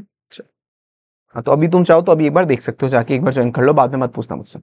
हाँ मैं पूछ रहा था सर कि अब जैसे बोर्ड ने तो उसको अपॉइंट कर दिया, बोर्ड ने उसको यहाँ पर अपॉइंट कर दिया, अब बाद में यहाँ पर शेयर होल्डर का अप्रूवल भी चाहिए, जब भी नेक्स्ट जनरल मीटिंग होगी, नेक्स्ट जनरल मीटिंग यहाँ पर हुई है, तो अब इसके बीच में उसने कोई काम करा तो शेयर होल्डर ने तो यहाँ पे रिजेक्ट कर दिया उसको, बोर्ड ने अपॉइंट करा पर शेयर होल्डर ने यहाँ पे उसको रिजेक्ट कर दिया, तो लेट से वो बीच का 1 महीने उसने तो काम करा, 1 महीने तक वो तो बना हुआ था एमडीडब्ल्यूटीडी मैनेजर, तो उसने जो भी काम करे, उसने यहाँ पर जो भी काम करे उनका क्या सर, वो सारे काम जो भी उसने करे इन 1 महीने में, चाहे माना शेयर होल्डर ने बाद में रिजेक्ट कर दिया, वो काम सारे वैलिड होंगे, वो सारे काम वैलिड होंगे।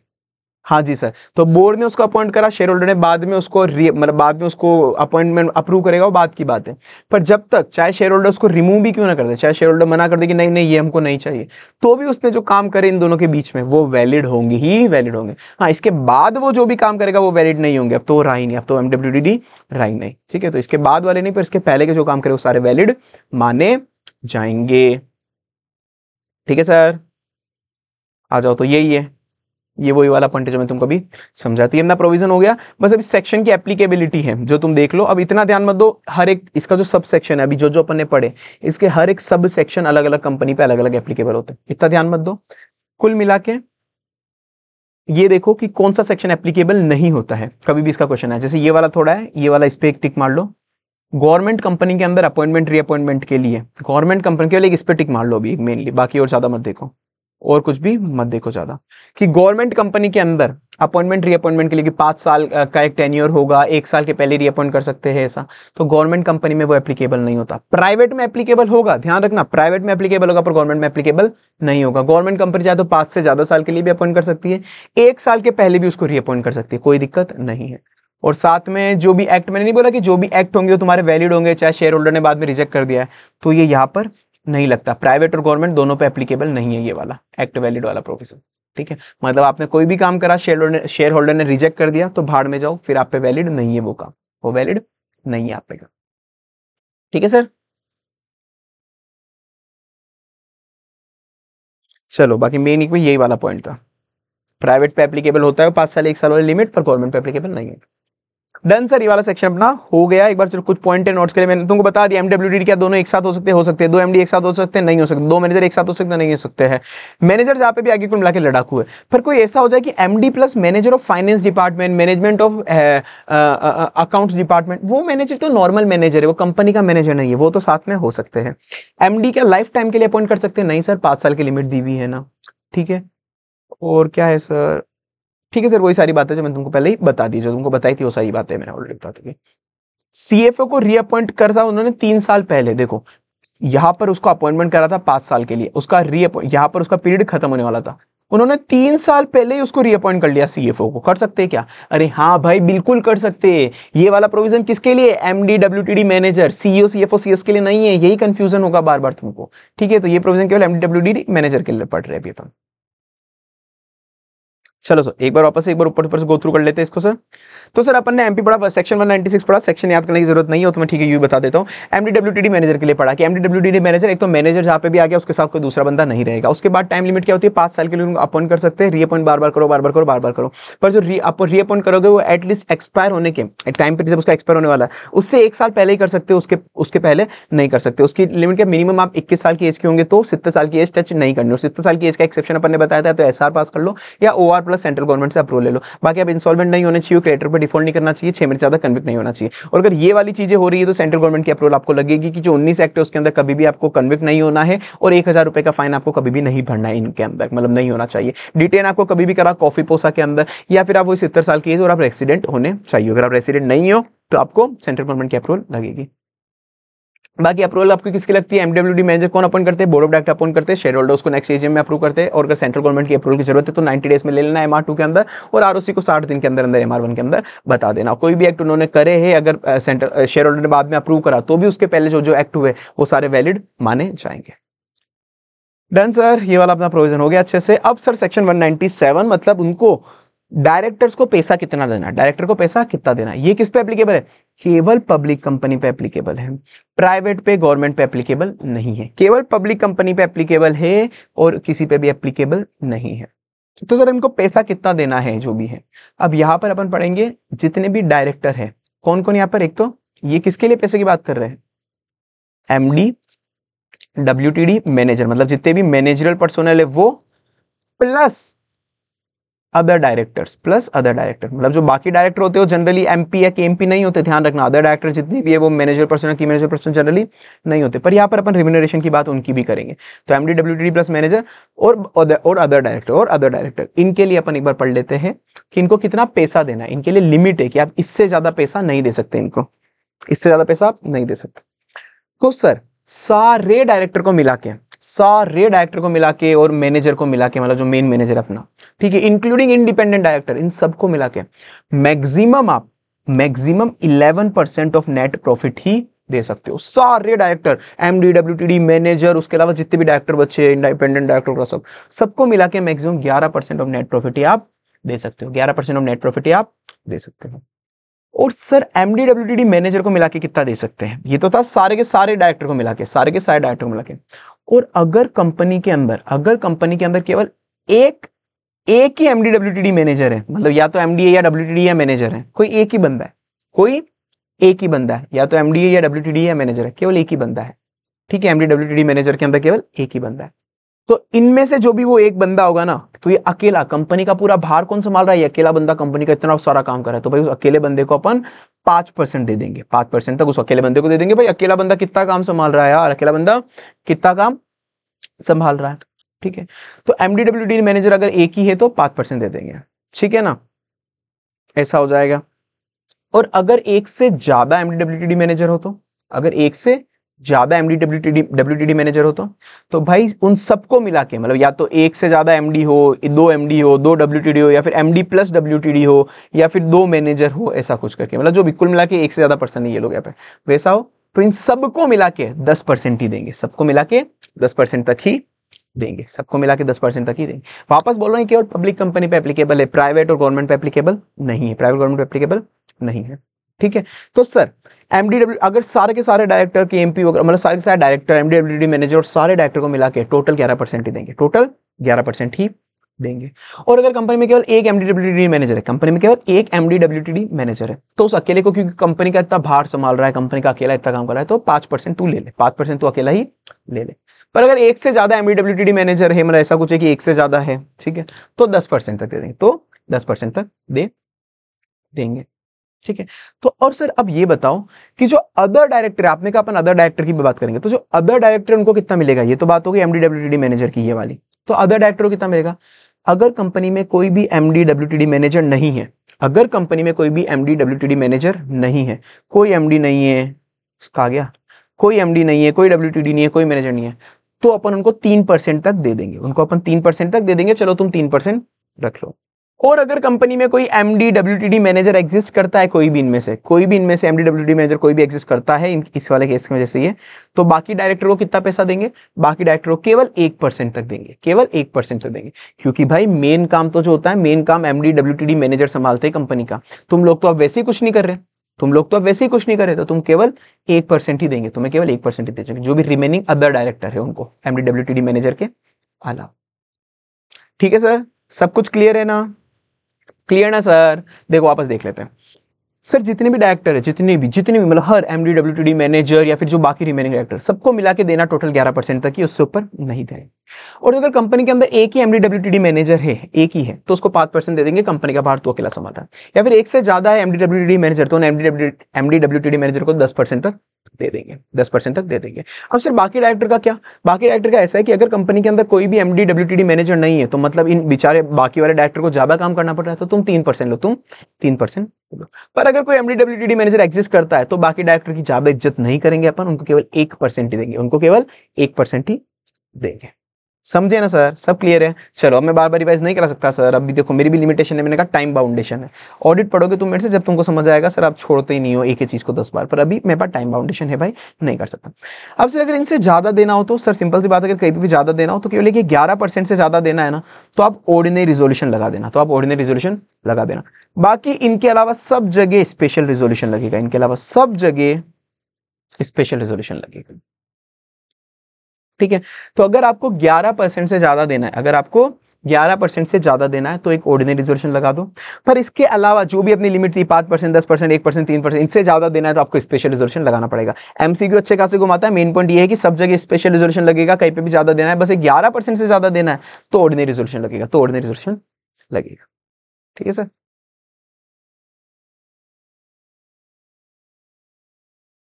अब ये फालतू बातें हैं, और ये नेट प्रॉफिट की कैलकुलेशन अलग से होगी जो अपन बाद में पढ़ेंगे। नॉर्मल जो तुम्हारे प्रॉफिट एंड लॉस अकाउंट का नेट प्रॉफिट होता है वो नहीं होता, इसकी नेट प्रॉफिट की कैलकुलेशन थोड़ी अलग होती है, बाद में अपन अभी पढ़ेंगे आएंगे। ये फालतू पॉइंट देखो, मैंने यहाँ पे छोटा सा क्रॉस मारा हुआ है, मतलब मत पढ़ो, बिना फालतू उलझोगे चीजों में। गलती से वैसे नहीं आएगा इससे क्वेश्चन, गलती से आ गया स्पॉम के अंदर तो 1-2 मार्क्स तो ऐसे होंगे जो तुमको छोड़ के ही जाने, 2-5 मार्क्स छोड़ो ना, भाड़ में जाए, पल्लाने 50 मार्क्स से क्यों परेशान हो रहे हो। यही अगर आईबीएस में क्वेश्चन आए, यही अगर आईबीएस में क्वेश्चन आए तो तुम्हारे पास तो है, बुक खोलो लिख देना आंसर, बात खत्म। समझ गए ना? तो ये फालतू है कि निधि कंपनी के केस के अंदर कुछ एक्स्ट्रा चीजें हैं। निधि कंपनी के केस के अंदर कभी कभार ऐसा होता है, कभी कभार ऐसा होता है कि कोई डायरेक्टर है, कोई डायरेक्टर है, वो डायरेक्टर तो है कंपनी का, प्लस साथ में कंपनी को कोई एडिशनल सर्विसेज भी प्रोवाइड करा रहा है, कंपनी को कोई एडिशनल सर्विसेज भी प्रोवाइड करा रहा है। लेट्स से कंपनी का लॉयर भी वही है, कंपनी को कोई कंसल्टेंसी सर्विस भी अलग से प्रोवाइड करा रहा है, लीगल कंसल्टेंसी। ठीक है, कंपनी को कोई लीगल कंसल्टेंसी, तो ये कंपनी को डायरेक्टर के साथ साथ कोई दूसरी कैपेसिटी में भी कोई काम कर दे रहा है, दूसरी कैपेसिटी में भी कोई ये सर्विस दे रहा है, तो उस केस के अंदर तो जो भी कोई डायरेक्टर है, मतलब अदर देन एमडीडब्ल्यूटीडी मैनेजर, तो अपन कुछ नहीं अलाउ, क्या उसको अलाउ होगा क्या उसके लिए अलग से पैसा देना, इस चीज के लिए अलग से पैसा देना अलाउ होगा क्या? हाँ, अगर एओए बोलता है तो दे सकते हैं, जनरल मीटिंग में अलाउ कर दे तो भी दे सकते हैं, या फिर सेक्शन 197 अलाउ कर दे तो भी दे सकते हैं। ठीक है ना? जनरल मीटिंग के अंदर अप्रूवल रिक्वायर नहीं है, जनरल मीटिंग के अंदर अप्रूवल की रिक्वायरमेंट नहीं है, मतलब जनरल मीटिंग में अप्रूवल नहीं देनी जब कंपनी के अंदर कोई भी एमडीडब्ल्यूटीडी मैनेजर नहीं है, कंपनी में कोई भी एमडीडब्ल्यूटीडी मैनेजर नहीं है, और साथ में अपन जो उसको पैसा दे रहे हैं वो 10% ऑफ नेट प्रॉफिट से कम या फिर 15 लाख से कम, विच एवर इज लोअर। ठीक है, और वो रिम्यूनरेशन अपन ने पहले स्पेशल रिजोल्यूशन पास करा हुआ है, इसके लिए स्पेशल रिजोल्यूशन पास करा। ठीक है, अब मैंने कहा एक बार पढ़ लिया ना, अब भूल जाओ, अब नहीं पढ़ना, मैंने एक बार पढ़ दिया, अब भूल जाओ, अब नहीं देखोगे, इसको नहीं देखोगे, कोई सेंस वाला नहीं है ये, उलझोगे बिना फालतू उलझो। ठीक है, छोड़ो। और सर साथ में ये है, कभी भी ये लिमिट, मतलब एक तो ये ऑर्डिनरी, मतलब एक है ना कि साथ में ये कि कभी भी कंपनी लोन में डिफॉल्ट कर रही है, कभी भी कंपनी लोन में डिफॉल्ट कर रही है कि कंपनी ने कहीं पे लोन लिया हुआ है पब्लिक फाइनेंशियल इंस्टीट्यूशन वगैरह से, बैंक वगैरह से, या फिर कोई डिबेंचर इशू करे उनमें डिफॉल्ट करा हुआ है, कुल मिलाकर कभी भी डिफॉल्ट करा हुआ है, तो भाई आप रिम्यूनरेशन देने के पहले आपको ये PFI, debenture holder, secure creditor, इनकी भी परमिशन लेनी पड़ेगी, ठीक है ना?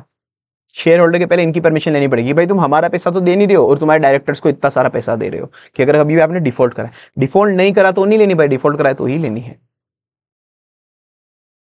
ठीक है, और साथ में ये वाली जो लिमिट अपने पड़ी है 11%, 5%, 10%, 1%, 3%, इसके अंदर सीटिंग फीस इंक्लूड नहीं हो सकती। मतलब अगर किसी भी डायरेक्टर को अपन 3% दे रहे हैं प्लस सीटिंग फीस आप एक्स्ट्रा से दे सकते हो, सीटिंग फीस इस लिमिट में इंक्लूड नहीं होती, सीटिंग फीस एक्स्ट्रा में आप दे सकते हो। सीटिंग फीस क्या होती है? मतलब जो भी डायरेक्टर होते हैं, बड़े बड़े डायरेक्टर वगैरह होते हैं, वो generally general meeting, board meeting attend करने के लिए आते हैं, तो बोर्ड मीटिंग अटेंड करने के लिए आते हैं, तो हर डायरेक्टर को बोर्ड मीटिंग अटेंड करने के लिए कुछ पैसा मिलता है, क्योंकि आप दूर से चल के आए, आपने अपना टाइम दिया, 2-3 घंटे दिए, 3-4 घंटे दिए, तो उनको एक सीटिंग फीस अलग से देनी होती है हर बोर्ड मीटिंग अटेंड करने के लिए। तो आपको जो ये पैसा मिल रहा है रिम्यूनरेशन का वो तो मिल ही रहा है, साथ में आप सीटिंग फीस एक्स्ट्रा दे सकते हो, तो वो सीटिंग फीस की लिमिट कुछ, मतलब सीटिंग फीस इस लिमिट में इंक्लूड नहीं होगी। पर सीटिंग फीस कितनी दे सकते हो? मैक्सिमम 1 लाख पर सीटिंग फीस है, ₹1 लाख पर सीटिंग फीस, पर बोर्ड मीटिंग, ठीक है। फॉर बोर्ड मीटिंग आप 1 लाख ही दे सकते हो। और एक और प्रोविजन है कि आप जितनी भी सीटिंग फीस बाकी डायरेक्टर को दे रहे हो, आप ऐसा नहीं हो कि जो अपना इंडिपेंडेंट डायरेक्टर या फिर वुमेन डायरेक्टर है उनको आप कभी भी कम नहीं दे सकते, सीटिंग फीस कम नहीं दे सकते। जितना बाकी डायरेक्टर को दे रहे हो उतनी इंडिपेंडेंट डायरेक्टर, वुमेन डायरेक्टर को भी देनी पड़ेगी। इनको ऐसा नहीं कि इनको कम दे रहे हो, ठीक है।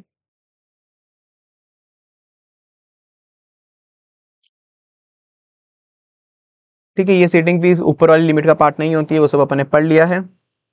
और सर कभी भी अपने पास प्रॉफिट ही नहीं हो कंपनी में, वो अपन बाद में पढ़ेंगे। कभी अगर कंपनी लॉस में हो या प्रॉफिट नहीं है तो अपन उनको लोगों को रिम्यूनरेशन देंगे या नहीं देंगे, डायरेक्टर को पैसा देंगे या नहीं देंगे। अपना अपन तो पहले ही लॉस में कंपनी, तो डायरेक्टर को पैसा दे या नहीं दे वो बाद में पढ़ते हैं अपन। अपन नीचे पढ़ेंगे शेड्यूल 5 पढ़ेंगे, उसके हिसाब से देंगे, शेड्यूल 5 के हिसाब से देंगे, बाकी अभी नहीं देंगे। और साथ में सीटिंग फीस तो फिर भी दे सकते हैं, सीटिंग फीस तो फिर भी दे सकते हैं लॉस के केस में भी, उसमें कोई दिक्कत नहीं है। रिम्यूनरेशन कैसे डिसाइड होता है? आप जल्दी जल्दी करो, छोटा सा कट मारो, छोटा कट मारो, इस पे भी छोटा कट मारो, जल्दी जल्दी करो। अब इनको रीड मारो और खत्म करो। रिम्यूनरेशन कैसे डिसाइड होती है कि किस बंदे को कितना पैसा देना है? आर्टिकल ऑफ एसोसिएशन में जनरली लिखा हुआ होता है, फिर उसके बाद ऑर्डिनरी रिजोल्यूशन पास होता है, ऑर्डिनरी रिजोल्यूशन पास होता है। या फिर अगर आर्टिकल में लिखा हुआ है, या तो अगर आर्टिकल में लिखा हुआ है कि किसी भी डायरेक्टर को जो पैसा देना है उसके लिए एसआर लगेगा, तो एसआर पास होगा। तो जनरली ओआर या फिर एसआर लगता है, कुल मिला के ओआर या एसआर लगेगा। जनरली ऑर्डिनरी रिजोल्यूशन से काम हो जाता है, पर अगर आर्टिकल ने बोला हुआ है नहीं स्पेशल रिजोल्यूशन पास करना पड़ेगा तो एसआर कर देना। कुल मिला के बोर्ड ऑफ डायरेक्टर खुद से, कुल मिला के बोर्ड ऑफ डायरेक्टर खुद से डायरेक्टर्स की सैलरी डिसाइड नहीं कर सकते, मतलब जो एमपी है उनकी सैलरी डिसाइड नहीं कर सकते। अब सर एक चीज और है, वही सेम चीज कि डायरेक्टर कभी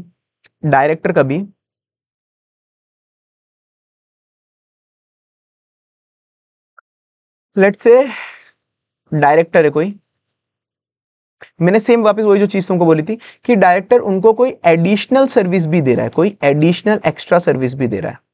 कोई भी कि डायरेक्टर वाली सर्विस तो दे रहा है कंपनी को, साथ में कोई एडिशनल सर्विस दे रहा है कि वो लीगल लॉयर है कंपनी का, मतलब उसके पास कुछ है कि एक्स्ट्रा चीजें है वो दे रहा है। तो अपन उसको जो एडिशनल सर्विस है उसके लिए भी तो कुछ एक्स्ट्रा पैसा दे रहे हैं, उसके लिए भी तो कुछ एक्स्ट्रा पैसा दे रहे हैं, उसको कुछ एक्स्ट्रा पैसा दे रहे हैं। तो इस एक्स्ट्रा पैसा जो भी अपन दे रहे हैं, क्या उसको अपन डायरेक्टर का रिम्यूनरेशन ही मानेंगे? क्या उसको अपन डायरेक्टर का रिम्यूनरेशन ही मानेंगे क्या? और उस पर भी लिमिट लगा देंगे कि नहीं भाई 1%, 2%, 3% जो भी था, 1%, 3%, 11%, उनके अंदर ये भी इंक्लूड होगा कि भाई एक्स्ट्रा पैसा दोगे तो भी इस लिमिट तक ही दोगे, ऐसा है क्या?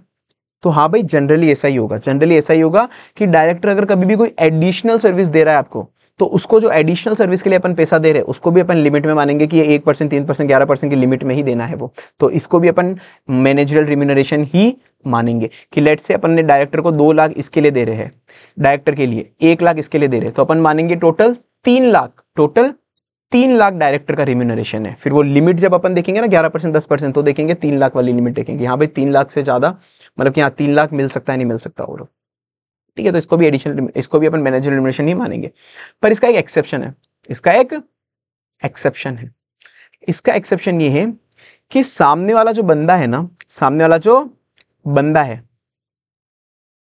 वो जो सर्विस प्रोवाइड कर रहा है वो एक प्रोफेशनल नेचर की सर्विस प्रोवाइड कर रहा है, वो एक प्रोफेशनल नेचर की सर्विस प्रोवाइड कर रहा है, कि वो कोई प्रोफेशनल सर्विस प्रोवाइड कर रहा है, जैसे लॉयर टाइप वाली, चार्टर्ड अकाउंटेंसी वाली, ऐसी कोई प्रोफेशनल सर्विस प्रोवाइड कर रहा है।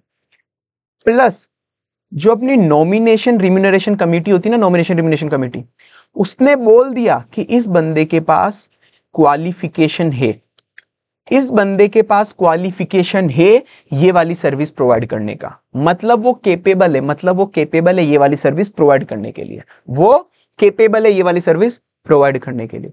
तो अगर ऐसा केस है कि मतलब वो एक प्रोफेशनल नेचर की सर्विस प्रोवाइड कर रहा है, वो एक प्रोफेशनल नेचर की सर्विस प्रोवाइड कर रहा है, प्लस साथ में एनआरसी कमेटी ने बोल दिया कि हाँ भाई उसके पास क्वालिफिकेशन भी है, वो सीए है, एमबीए है, एडवोकेट है, मतलब ऐसा उसके पास कोई क्वालिफिकेशन है कि वो ये वाली सर्विस प्रोवाइड कर सकता है, तो उस केस के अंदर आप इसको मैनेजरल रिम्यूनरेशन का पार्ट काउंट नहीं करोगे, आप इसके ऊपर कोई भी लिमिट नहीं लगेगी, आपको ये पैसा जितना देना है दे दो, क्योंकि ये तो एक external additional service, external additional service,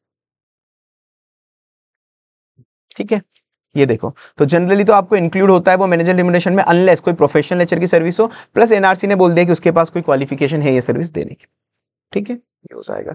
seating fees अपन ने जनरली पढ़ लिया है। सीटिंग फीस के लिए कौन एलिजिबल होता है? केवल डायरेक्टर, केवल जितने भी डायरेक्टर है वो एलिजिबल होते हैं, मैनेजर कभी एलिजिबल नहीं होता, मैनेजर एलिजिबल नहीं होता है। कौन डिसाइड करता है? Board of director. Maximum 1 lakh पर सीटिंग फीस, ये पर मीटिंग आप दे सकते हो। अगर कभी ऐसा हो गया, एमसीक्यू में आया हुआ है, कभी ऐसा हो गया कि आर्टिकल ऑफ एसोसिएशन बोल रहा है कि आर्टिकल 35,000 ही सीटिंग फीस दे सकते हो, आप केवल 35,000 ही दे सकते हो, पर कंपनी 80,000 देना चाहती, तो क्या करें?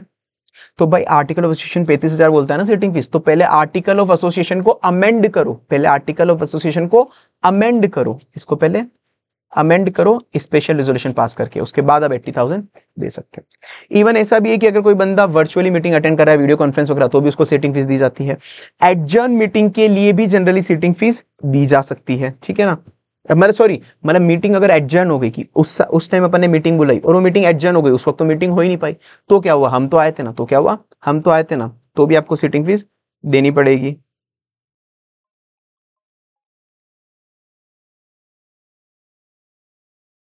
ठीक है।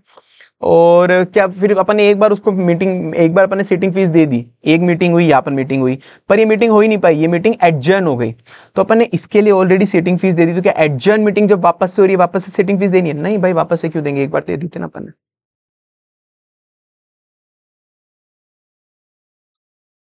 ठीक है, आपको जो पैसा देना है डायरेक्टर को, वो मंथली भी दे सकते हो, परसेंटेज बेस पे भी दे सकते हो, फिक्स भी दे सकते हो, कैसे भी दे सकते हो, फालतू पॉइंट है। नेट प्रॉफिट मैंने बोला था, net profit 11% of net profit, 3% of net profit, 1% net profit, तो नेट प्रॉफिट की कैलकुलेशन अभी अपन बाद में पढ़ेंगे, कोई दिक्कत नहीं है। हाँ, जब आप अपन ने एक्सेस रिम्यूनरेशन दे दी, कभी भी आपने एक्सेस रिम्यूनरेशन दे दी, एक्सेस रिम्यूनरेशन कि कभी गलती से अपन ने लिमिट से ज्यादा दे दी, कभी भी लिमिट से ज्यादा दे दी, कि उसके ऊपर एप्लीकेबल होती थी 3% की लिमिट, अपन ने गलती से ज्यादा दे दी, अपन ने गलती से उसको 4% दे दिया, रुपए 4% दे दिया, तो कुल मिला के वो अपन को वापस से रिकवर करना है, वो वापस से रिकवर करना है। रिकवर कितने टाइम में करना है? मैक्सिमम 2 साल के अंदर रिकवर करना है। 2 साल के अंदर अंदर उस पैसे से रिकवर करो उसको। और शॉर्टर टाइम, अगर शॉर्टर टाइम, अगर बोर्ड ऑफ डायरेक्टर बोल दे कि कोई शॉर्टर टाइम, कि नहीं, बोर्ड ऑफ डायरेक्टर बोले नहीं 1 साल में रिकवर करना है, 1 साल में, तो 1 साल, 1 साल बात खत्म। तो मैक्सिमम 2 साल में कर लेना, पर या फिर शॉर्टर टाइम अगर बोर्ड डायरेक्टर बोल रहे हैं तो शॉर्टर टाइम में रिकवर कर लेना। तो जब तक ऐसा माना जाएगा कि उस डायरेक्टर ने अपने बिहाफ पे पैसा होल्ड करा हुआ था, मतलब कंपनी के बिहाफ पे पैसा होल्ड करा हुआ था,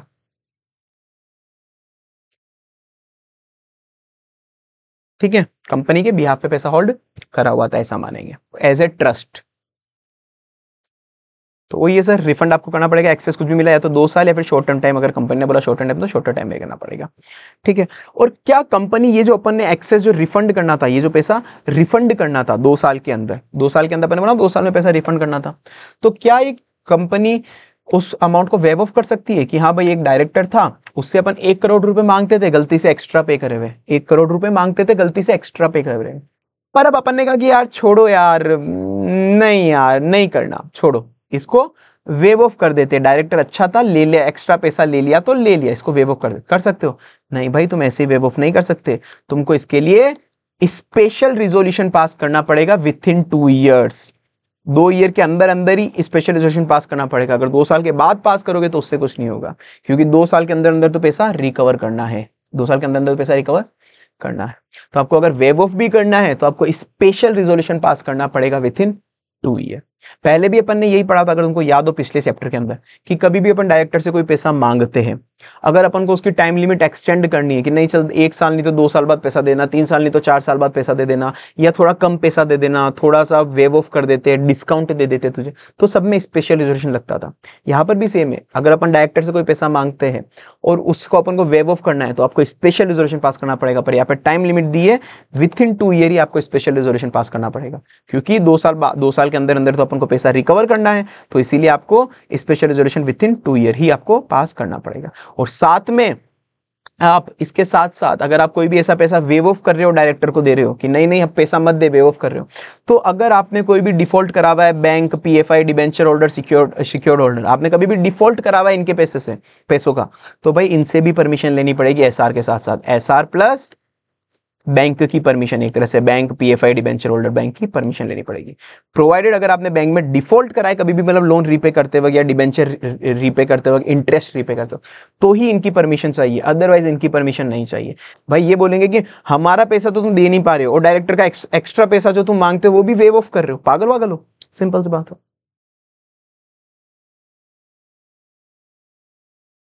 ये केस लो है कुल मिला के, अभी इतना ज्यादा मैं जाऊंगा नहीं, वैसे तो ठीक है, एक बार फिर बताता हूँ। Bell versus Lever Bros case क्या हुआ था। कुल मिला के अपन ने डायरेक्टर को कोई पैसा दिया था, कुल मिला के अपन ने डायरेक्टर को कोई पैसा दिया था, क्यों दिया था? Compensation for loss of office, जो अपन ने पहले पढ़ा हुआ भी, कंपनसेशन फॉर लॉस, अपन ने उसको ऑफिस से निकाला था किसी कारण की वजह से, तो अपन ने उसको कोई पैसा दे दिया था, पैसा दे दिया था डायरेक्टर को, ठीक। बाद में पता पड़ा डायरेक्टर ने उसकी, अपन ने निकाला किसी दूसरे रीजन से था, कोई दूसरे रीजन से निकाला था अपन ने, बाद में पता पड़ा डायरेक्टर ने उसकी ड्यूटी सही से नहीं पूरी करी थी, डायरेक्टर ने उसकी ड्यूटी सही से पूरी नहीं करी थी, ठीक है, तो क्या अपन उससे ये पैसा वापस से रिकवर कर सकते हैं क्या कि भाई तूने तेरी ड्यूटी पूरी नहीं करी थी, ये पैसा वापस से दे? नहीं भाई, उससे रिकवर नहीं कर सकते। एक बार आपने उसको पैसा दे दिया तो माना उसने ड्यूटी पूरी नहीं करी थी सही से, पर आपने इसकी वजह से थोड़ी ना निकाला था उसको, आपने तो निकाला किसी दूसरे रीजन की वजह से, आपने तो निकाला उसको किसी दूसरे रीजन की वजह से था।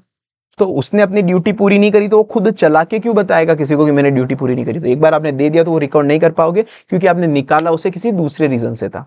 और अब आप पैसा क्यों मांग रहे हो? क्योंकि आपको कोई दूसरा रीजन पता पड़ा। ठीक है ना, वो है। फालतू बातें छोड़ दो, मैंडेटरी डिस्क्लोजर एक बार ऊपर ऊपर से पढ़ लो यार, सी कैटेगरी टॉपिक की। कुल मिला के आपको लिस्टेड कंपनी, अगर वो लिस्टेड कंपनी है तो उसको ये चीजें डिस्क्लोज करनी पड़ेगी। क्या क्या चीजें डिस्क्लोज करनी पड़ेगी उसको? अपने फाइनेंशियल स्टेटमेंट में उसको बताना पड़ेगा रेशियो बताना पड़ेगा। क्या, किसका रेशियो? ईच डायरेक्टर रिम्यूनरेशन, हर डायरेक्टर को अपन कितना पैसा दे रहे हैं, इस टू रेशियो किससे देना पड़ेगा? Median remuneration of employees. जो भी आपके एम्प्लॉइज है उनके रिम्यूनरेशन का, जो भी आपके एम्प्लॉइज है उनको जितना आप रिम्यूनरेशन दे रहे हो उसका मीडियन निकालो, ठीक है ना। तो जो भी आपके एम्प्लॉइज है उसके रिम्यूनरेशन का मीडियन निकालो और उसका रेशियो दो किससे? हर डायरेक्टर की रिम्यूनरेशन के साथ। तो आपको कुल मिला के कंपेरिजन दे रहे हो कि इस हमारे डायरेक्टर को इतना पैसा मिलता है और जनरली हमारे एम्प्लॉइज को इतना पैसा मिलता है। तो ये हो गया कि 2:1 हो गया कि जनरली हमारे एम्प्लॉइज को 1 रुपया मिलता है तो हमारे डायरेक्टर को 2 रुपये मिलता है। ठीक है, तो हर डायरेक्टर का ऐसा करना है, हर डायरेक्टर की रिम्यूनरेशन वर्सेस जो मीडियन है आपके एम्प्लॉइज के सैलरी का। ठीक है, वो बताओ। साथ में आपने कितनी सैलरी इंक्रीज करी है पिछले साल से हर डायरेक्टर की, सीईओ, सीएफओ, सीएस की। साथ में वही percentage of increase in median remuneration of employees की मीडियन रिम्यूनरेशन भी कितनी इंक्रीज करी है। सारे एम्प्लॉइज जितने भी उनकी मीडियन की, पिछले साल उसका मीडियन आ रहा था, पिछले साल 2 लाख रुपए का मीडियन था, इस साल 4 लाख रुपए हो गया। तो बताओ कि कितना इंक्रीज हुआ? 50% इंक्रीज हो गया उनका मीडियन। परमानेंट एम्प्लॉय आपके पास कितने हैं? परसेंटाइल ऑफ इंक्रीज कितने हुए कि आपके employee managerial versus non managerial employees कितने हैं? फालतू बातें फटाफट करो इसको। साथ में आपको बोर्ड रिपोर्ट में टॉप 10 एम्प्लॉयज की डिटेल बतानी पड़ेगी, उनका नाम और उनको कितना पैसा आप देते हो, नाम पैसा ये सब बताना पड़ेगा। कैसे? कौन होते हैं टॉप 10 एम्प्लॉय? अगर पूरे फाइनेंशियल ईयर अपनी कंपनी के साथ था, कोई भी एम्प्लॉय जो पूरे फाइनेंशियल ईयर अपनी कंपनी के साथ था, जिसको 1.02 करोड़ से ज्यादा रुपए दिए, 1.02 करोड़ से ज्यादा रुपए दिए, या फिर कोई भी जो पूरे साल अपने साथ नहीं था वो एम्प्लॉय, पर part of the year, let's say 2 महीने 3 महीने अपने साथ था और पर महीने की सैलरी उसको 8.5 लाख रुपए से ज्यादा थी, पर महीने के 8.5 लाख रुपए से ज्यादा थी, या फिर ये हो गया। या फिर कोई भी बंदा जो पैसा मिल रहा है, कोई भी बंदा एमडी डब्ल्यूटीडी मैनेजर जिसको पैसा मिल रहा है और उसने खुद ने और फैमिली के साथ, उसने खुद ने या फिर फैमिली के साथ 2% ऑफ इक्विटी से ज्यादा होल्ड करा हुआ है कंपनी का 2% ऑफ इक्विटी से ज्यादा होल्ड करा हुआ है, तो उन सब के लिए अपन को ये सारे डिस्क्लोजर देने हैं कि उनका नाम क्या है, उनको कितना पैसा मिलता है, उनकी एज क्या है, क्या काम करते हैं, इक्विटी कितनी होल्ड करी हुई है, ये सब चीज। ठीक है, बेसिक डिस्क्लोजर देने। अब इतना लोड मतलब इतना नहीं आने वाला, इसमें सी कैटेगरी पढ़ा, छोड़ो, अब इन पे माथा मत फोड़ो।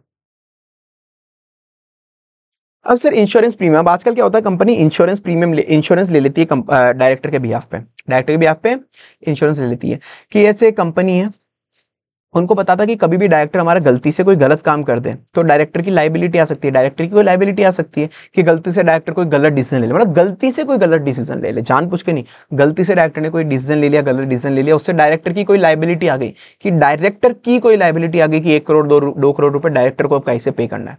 तो ये इंश्योरेंस कंपनी लेके रखती है डायरेक्टर के बिहाफ पे, ये इंश्योरेंस कंपनी लेके रखती है डायरेक्टर के बिहाफ पे कि डायरेक्टर को कभी भी ऐसी कोई गलती होगी डायरेक्टर से गलती से कि उसको 1 करोड़ रुपए पे करने हैं, ठीक है, तो अब वो 1 करोड़ डायरेक्टर पे नहीं करके इंश्योरेंस कंपनी पे कर देगी। ये था कि गलत डिसीजन गलती डायरेक्टर ने लिया था, ठीक है, तो डायरेक्टर की गलती इंश्योरेंस कंपनी भुगतेगी, ठीक है ना, डायरेक्टर की लाइबिलिटी नहीं आएगी कुल मिला के। तो क्या ये जनरली ऐसा वाला केस है? तो क्या जनरली ये जो आप प्रीमियम पे करिए, अब कंपनी जो इंश्योरेंस ली हुई है इसके लिए कोई प्रीमियम भी पे करी होगी ना, लेट से 1 लाख रुपए साल का, ईयरली या मंथली वॉटेवर कुछ भी ले लो यार, 1 लाख रुपए साल का कंपनी प्रीमियम भी तो पे कर रही है इस इंश्योरेंस के लिए, इस इंश्योरेंस के लिए कंपनी प्रीमियम भी तो पे कर रही है, ठीक है ना, बिना प्रीमियम के कौन इंश्योरेंस मिलेगा आपको? मिलेगा। तो आपको जो प्रीमियम मिल रहा है, आप ये जो कंपनी जो प्रीमियम पे कर रही है, क्या ये जो प्रीमियम पे कर रही है डायरेक्टर की सैलरी में जुड़ेगा क्या? नहीं, ये डायरेक्टर की सैलरी में नहीं जुड़ता, ये वाला जो प्रीमियम कंपनी पे कर रही है ये डायरेक्टर की सैलरी में नहीं जुड़ता। बस एक्सेप्शन एक केस है, कभी भी डायरेक्टर ने जानबूझ के कोई गलत डिसीजन ले लिया जहां पे डायरेक्टर गिल्टी प्रूव हो गया, डायरेक्टर गिल्टी प्रूव हो गया कि नहीं भाई डायरेक्टर गिल्टी था, डायरेक्टर ने जानबूझ के या ऐसा कुछ था कि डायरेक्टर को ये करना ही नहीं चाहिए था, बिल्कुल ही गिल्टी प्रूव हो गया कि बिल्कुल ही डायरेक्टर की गलती थी, बिल्कुल गधों जैसा काम करा, तो वो जहां पर गिल्टी प्रूव हो गया ना, तो उस केस के अंदर ये जो प्रीमियम कंपनी पे कर रही है डायरेक्टर के बिहाफ पे, ये प्रीमियम जो कंपनी पे कर रही है डायरेक्टर के बिहाफ पे, वो प्रीमियम भी इंक्लूड हो जाएगी डायरेक्टर के रिम्यूनरेशन में। ऐसा मान लिया जाएगा ये डायरेक्टर को रिम्यूनरेशन दिया हमने, ठीक है, तो वो लिमिट में आ जाएगा। ठीक है, ये वही वाला पॉइंट है पूरा का पूरा। डायरेक्टर कमीशन ले सकता है कंपनी से, उसकी होल्डिंग और सब्सिडरी से भी कमीशन वो ले सकता है, बात खत्म, बस बोर्ड रिपोर्ट में डिस्क्लोज करना पड़ेगा। और पेनल्टी फालतू है, पेनल्टी देखो आती है एग्जाम में, ये नहीं बोल रहा, पर कितनी पेनल्टी याद करोगे, कितनी, किस लेवल तक, 5 लाख 1 लाख, ये कितनी पेनल्टी याद कर लोगे। फिर भी इंपॉर्टेंट पेनल्टी जो भी है उसकी मैंने बोला तुमको टाइम न्यूमेरिकल लिमिट की मैंने पीडीएफ बनाई है, वो जो तुम ले लेना उसमें मिल जाएगी, ठीक है ना। और ऑडिटर की रिस्पॉन्सिबिलिटी की वो वेरीफाई करेगा कि एक्सेस रिम्यूनरेशन तो अपन किसी को भी नहीं दे रहे हैं। दो एक क्वेश्चन देख लेते हैं, फिर हो गया अपना सेक्शन, वापस से रिवाइज कर लेंगे एक बार। ओवरऑल रेम्यूनरेशन आप जितना भी एमडीडब्ल्यूडी मैनेजर को दोगे 10% ज्यादा नहीं दोगे। सीटिंग फीस अगर आपकी 45,000 है, 45,000 देना चाहते हो, पर आर्टिकल ऑफ एसोसिएशन ने 30,000 बोला है, तो पहले आपको स्पेशल रिजोल्यूशन पास करना पड़ेगा, बोर्ड की approval plus special resolution pass करना पड़ेगा आर्टिकल अमेंड करने के लिए।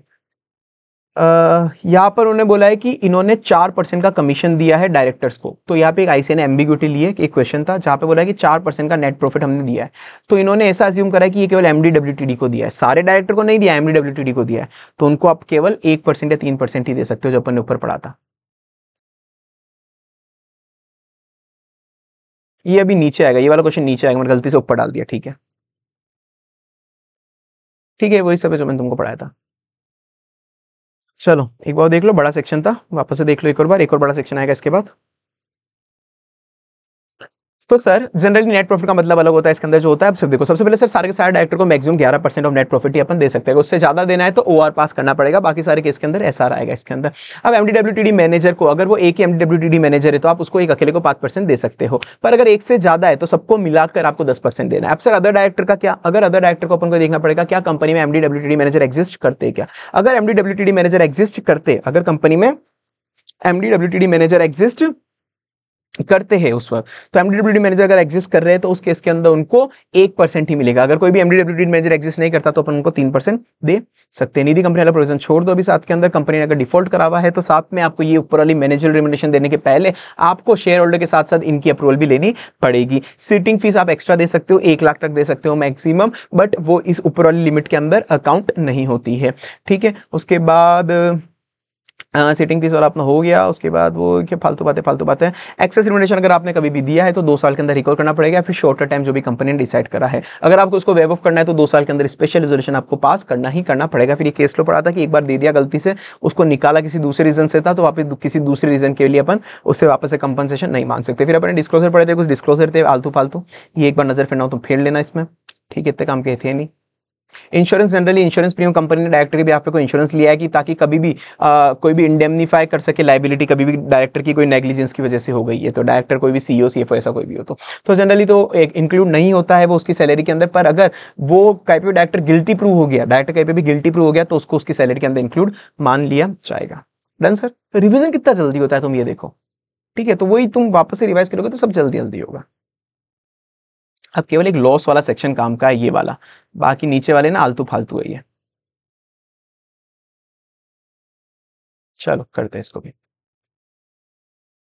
अब सर बारी आ गई लॉस या फिर इनएडिक्वेट प्रॉफिट, जो होता है शेड्यूल 5 का पार्ट 2, शेड्यूल 5 का पार्ट 2, लॉस या फिर इनएडिक्वेट प्रॉफिट। कभी कंपनी के अंदर पैसा ही पूरा नहीं है, कंपनी कभी लॉस के अंदर है, या तो कंपनी लॉस के अंदर है, या फिर कंपनी के पास एडिक्वेट प्रॉफिट नहीं है, मतलब इनएडिक्वेट प्रॉफिट है, मतलब कंपनी के पास इनएडिक्वेट प्रॉफिट है, या तो कंपनी पूरी लॉस के अंदर है या फिर कंपनी के पास इनएडिक्वेट प्रॉफिट है, कंपनी के पास प्रॉफिट पूरा नहीं है, तो उस केस के अंदर ऊपर वाली लिमिट नहीं लगेगी, जो ऊपर वाली 11.98%, उसके हिसाब से अपन नहीं दे सकते, कंपनी के पास इतना पैसा ही नहीं, कंपनी के पास इतना पैसा ही नहीं है, तो कितना दे। तो शेड्यूल 5 का पार्ट 2 के अंदर सेक्शन 1 बोलता है कि उस केस के अंदर आपको, यार वो सेक्शन 198 की कैलकुलेशन चलो बाद में देख लेंगे अपन, ठीक है, हाँ ठीक है, वो छोड़ो बाद में देख लेंगे, भी आएगा नीचे सेक्शन। हाँ, तो उस केस के अंदर अपन कितना पैसा दें मैंने एमपीस को, एमडीडब्ल्यूटीडी मैनेजर और हाँ एमडीडब्ल्यूटीडी मैनेजर, इनको अपन कितना पैसा दे सकते हैं उस केस के अंदर। तो एमपीस को अपन कितना पैसा दे सकते हैं इन केस के अंदर, सर जब आपकी कंपनी लॉस में या फिर आपके पास पूरा एडिक्वेट प्रॉफिट नहीं है तो आपको पैसा देना पड़ेगा इफेक्टिव कैपिटल के हिसाब से कि आपकी कंपनी की इफेक्टिव कैपिटल कितनी है, आपकी कंपनी की एक तरह से कैपिटल कितनी है, ठीक है ना। अगर आपकी कंपनी की कैपिटल या तो नेगेटिव चल रही है या फिर 5 करोड़ से कम है, या तो नेगेटिव चल रही है 5 करोड़ से कम है, या फिर 5 करोड़ से ज्यादा पर 100 करोड़ से कम, या फिर 100 करोड़ से ज्यादा पर 250 करोड़ से कम, या फिर 250 करोड़ से ज्यादा, तो एक तरह से आपको लिमिट याद करनी है 500 250, क्या याद रखनी है 500 250 500 250 500 250 500 250 250 मतलब 250 जो समझते हैं, ठीक है ना, ज्यादा अंग्रेज मत बनो, ठीक है। तो 500 250 क्या बोला 500 250 500 250 500 250 500 250 500 250 500 250 500 250 500 250, तो मतलब जी नेगेटिव से 5 से 100 से 250 और 250 से ज्यादा, तो 500 250 हो गया, एक तरह से 5 से 250 हो गया, 5 से 250, तो नेगेटिव से 5 से 100 से 250 और 250 से भी ज्यादा, 250 से भी ज्यादा। तो आगे अगर इफेक्टिव शेयर कैपिटल इतनी है तो अब आपको जो मैनेजरियल पर्सनल है वो आप उनको इतना पैसा दे सकते हो, और जो अदर डायरेक्टर है मैनेजरियल के अलावा उनको इतना पैसा दे सकते हो पर पर्सन, सबको मिला के नहीं, पर पर्सन आप उनको इतना दे सकते हो ईयरली पूरे फाइनेंशियल ईयर में पूरे साल भर की टोटल इतना दे सकते हो। अगर आपकी नेगेटिव कैपिटल है या फिर 5 करोड़ तक है, 5 करोड़ से कम है, 5 करोड़ से कम है, तो एक आप मैनेजरियल पर्सनल को, हर एक सिंगल पर्सनल को 60 लाख पर ईयर दे सकते हो, या फिर अगर 5 से 100 के बीच में 84 या फिर 120, और अगर सर 250 के भी ऊपर है तो 250 के भी ऊपर है तो सर 120 लाख तो आप दे देना।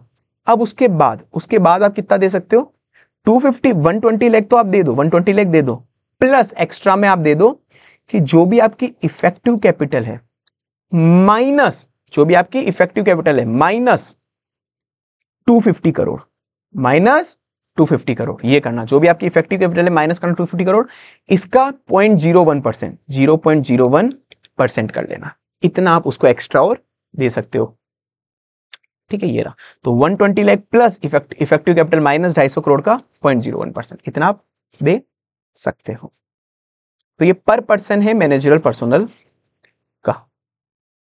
60 84 120 60 84 120 60 84 120 60 84 120 60 84 120 60 84 120 60 84 120 60 84 120, और यहाँ पे 120 plus 0.01% of effective capital minus 250 crore. तो ये तो था पर मैनेजरल पर्सन कितना दे सकते हो, पर डायरेक्टर जो बाकी रिमेनिंग वाले डायरेक्टर उनको कितना दे सकते हो पर पर्सन, इनको बहुत कम है 12 17 पूरे साल भर का 12 17 24 12 17 24, यहाँ पे 60 84 120 था, 60 84 120 था, यहाँ पे 12 17 24 12 17 24 12 17 24। कुछ होंगे अंग्रेजी मीडियम वाले छात्र जिनको हिंदी समझ नहीं आ रही, भाई अगर हिंदी वाली टोन समझ में आ गई ना तुमको ये वर्ड, तो हिंदी वाली टोन से याद बहुत जल्दी होता है, बस वो है, वरना मैं 12 17 24 करूंगा ना तो उससे बहुत दिक्कत से याद होता है। वही अगर 12 17 24 टोन सेट हो जाती है, 12 17 24 12 17 24 12 17 24, यहाँ पे 60 84 120 60 84 120 60 84 120 12 17 24 60 84 120 12 17 24 60 84 120 12 17 24 60 84 120 12 17 24, ठीक है। और यहाँ पे भी सेम है कि जब 250 करोड़ के भी ऊपर है इफेक्टिव कैपिटल तो 24 से भी ऊपर है तो 24 lakh plus effective capital minus 250 और उसका 0.01% आप दे सकते हो, ठीक है। तो यहाँ पे क्या था सर 500 250 500 250 500 250 500 250 मतलब नेगेटिव से 5 करोड़ तक, 5 करोड़ से 100 करोड़ तक, 100 से 250 करोड़ तक, 250 करोड़ से भी ऊपर। उसके बाद 60 84 120 60 84 120 60 84 120 60 84 120 तो 12 17 12 17 जितना आप दे सकते हो। तो ये तो पूरे साल भर की लिमिट थी, पर पर्सन पर फाइनेंशियल ईयर इतना दे सकते हो। पर लेट से अगर यहाँ पे अपनी माना कि इतनी इफेक्टिव कैपिटल लेट से 60 लाख है कि उसकी अपना इफेक्टिव कैपिटल 4 करोड़ थी तो अपन 60 लाख पर पर्सन तक दे सकते थे। पर कोई मैनेजरल पर्सन था वो पूरे साल भर कंपनी में रुका ही नहीं, पूरे साल भर कंपनी में रुका ही नहीं, उसने कंपनी में केवल 5 महीने ही काम करा था, तो उस 5 महीने के लिए अपन मतलब लास्ट के 5 महीने में ज्वाइन हुआ था वो, तो उन 5 महीने के लिए कितनी दे सकते हैं, तो भाई ये जो 60 लाख था ये 60 लाख 12 महीने के लिए था, तो उसका प्रोपोर्शनेट कर लो 5 महीने, उसका प्रोपोर्शनेट कर लो 5 महीने, ठीक है सर। और यही अगर आपको इससे ऊपर एक्सेस रिम्यूनरेशन देनी है तो स्पेशल रिजोल्यूशन, बात खत्म। इससे एक्सेस देनी है तो स्पेशल रिजोल्यूशन लगेगा।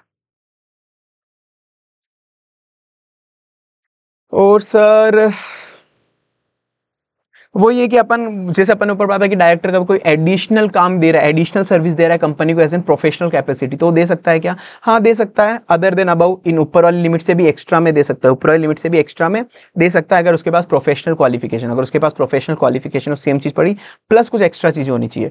उसका कंपनी में कोई भी इंटरेस्ट नहीं होना चाहिए, एक्सेप्ट वो केवल 0.05% ESOPs को होल्ड कर सकता है, मतलब कंपनी के शेयर्स उसके पास नहीं होने चाहिए, कोई भी इंटरेस्ट नहीं होना चाहिए उस डायरेक्टर के पास, तो ही अपन उसको एक्स्ट्रा, मतलब क्वेश्चन क्या था वापस से एक बार तुमको शायद जो अपन डायरेक्टर को ऊपर पैसा दे रहे हैं, उसके अलावा अगर वो डायरेक्टर अपन को कोई प्रोफेशनल सर्विस और एक्स्ट्रा दे रहा है तो इस प्रोफेशनल सर्विस का एक्स्ट्रा रुपया दे सकते हैं क्या? हाँ, अगर वो प्रोफेशनल सर्विस के अंदर वो कैपेबल बंदा है, उसके बाद डिग्री वगैरह है तो दे सकते हैं, पर साथ में ये वाली कंडीशन भी देखनी है कि उसका कोई भी कंपनी के अंदर इंटरेस्ट नहीं होना चाहिए, मतलब अपनी कंपनी में कोई भी इंटरेस्ट नहीं होना चाहिए, एक्सेप्ट वो 0.5% ऑफ ईसॉप होल्ड कर सकता है। उसका कंपनी के डायरेक्टर प्रमोटर के साथ कोई भी लास्ट 2 फाइनेंशियल ईयर में कोई भी रिलेशन नहीं होना चाहिए, साथ में वो क्वालिफाइड एक्सपर्टाइज बंदा होना चाहिए।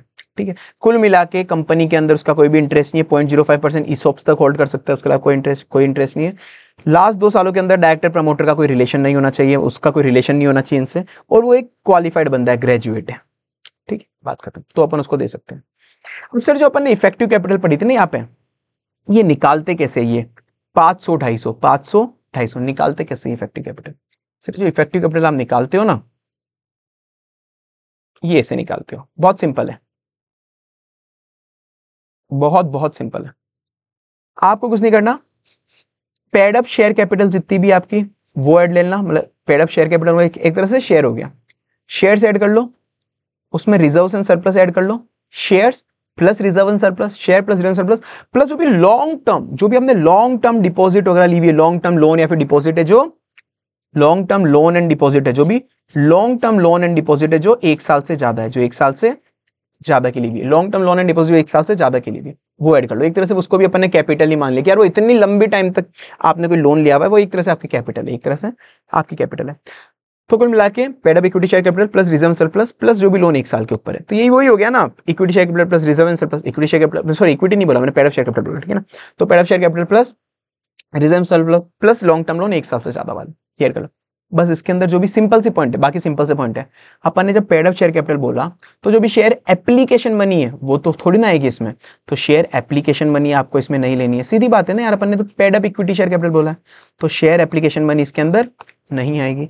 जैसे सेम अपन ने जो रिजर्व एंड सरप्लस बोला है, उसमें कोई बहुत गंदा वाला रिजर्व होता है ना, एक रिवैल्यूएशन रिजर्व, वो हटा दो। रिवैल्यूएशन रिजर्व असली में कोई रिजर्व थोड़ी ना होता है, वो तो फालतू होता है, बस रिवैल्यू करने के लिए बना, वो हटा दो। और यहाँ पे वही अपन ने बोला कि 1 साल के ऊपर वाला लोन वगैरह ऐड करना है, मतलब जो शॉर्ट टर्म फैसिलिटी है, short term credit, cash credit, overdraft, वो सब इधर नहीं लेने, ठीक है। तो बाकी क्या होगा, paid up share capital plus reserve surplus plus 1 साल के ऊपर का loan. Paid up share capital में आपको शेयर एप्लीकेशन मनी हटा देनी है, और रिजर्व एंड सरप्लस के अंदर वो जो भी रिवैल्यूएशन सरप्लस है, रिवैल्यूएशन रिजर्व है, वो हटा दो। अब माइनस क्या करना है इसके अंदर, जो अपन ने ये तो ऐड कर लिया, अब माइनस कर लो, सिंपल सी बात है। जो भी आपने इन्वेस्टमेंट करे हुए, कि ये तो था कि आपके पास कितना पैसा ऑलरेडी है, इतना पैसा हमारे पास है, अब उसमें से आपने जितना भी पैसा इन्वेस्ट करा हुआ है दूसरी जगह, वो हटा दो। जो भी आपने इन्वेस्ट करा है वो हटा दो, एक्सेप्ट इन्वेस्टमेंट कंपनी में कभी भी ये माइनस नहीं करना होता। कोई भी आपके पास लॉसेस, एक्यूमुलेटेड लॉस पड़े तो वो हटा दो, एक तरह से वो आप हटा दो। और कोई भी ऐसे प्रीलिमिनरी एक्सपेंस जो राइट ऑफ नहीं हुए, वो हटा दो, ठीक है। फिर सिंपल सा फॉर्मूला बन गया, एक बार देख लो। Paid up share capital plus reserve and surplus, reserve and surplus में रिवैल्यूएशन रिजर्व नहीं आएगा, पेड अप शेयर कैपिटल के अंदर शेयर एप्लीकेशन नहीं आएगा, प्लस जो भी लॉन्ग टर्म लोन है 1 ईयर वाले, ये ऐड कर लो, माइनस कर दो जो भी आप, अगर आप इन्वेस्टमेंट कंपनी नहीं हो तो आप इन्वेस्टमेंट जो भी आपने करे वो माइनस कर दो, क्योंकि इतना पैसा आपने पहले इन्वेस्ट कर दिया तो आपकी कैपिटल नहीं बची। और क्या माइनस करने होते हैं आपको, जो भी आपकी अक्यूमुलेटेड लॉस है वो माइनस कर दो।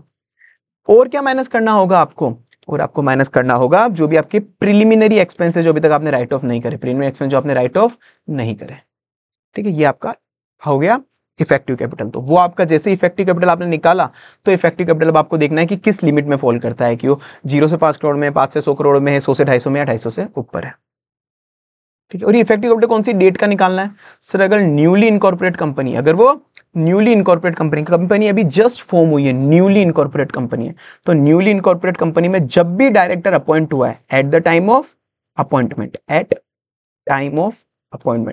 जब भी डायरेक्टर अपॉइंट हुआ है उस टाइम का आपको इफेक्टिव कैपिटल लेना है, उस टाइम का आपको इफेक्टिव कैपिटल लेना है।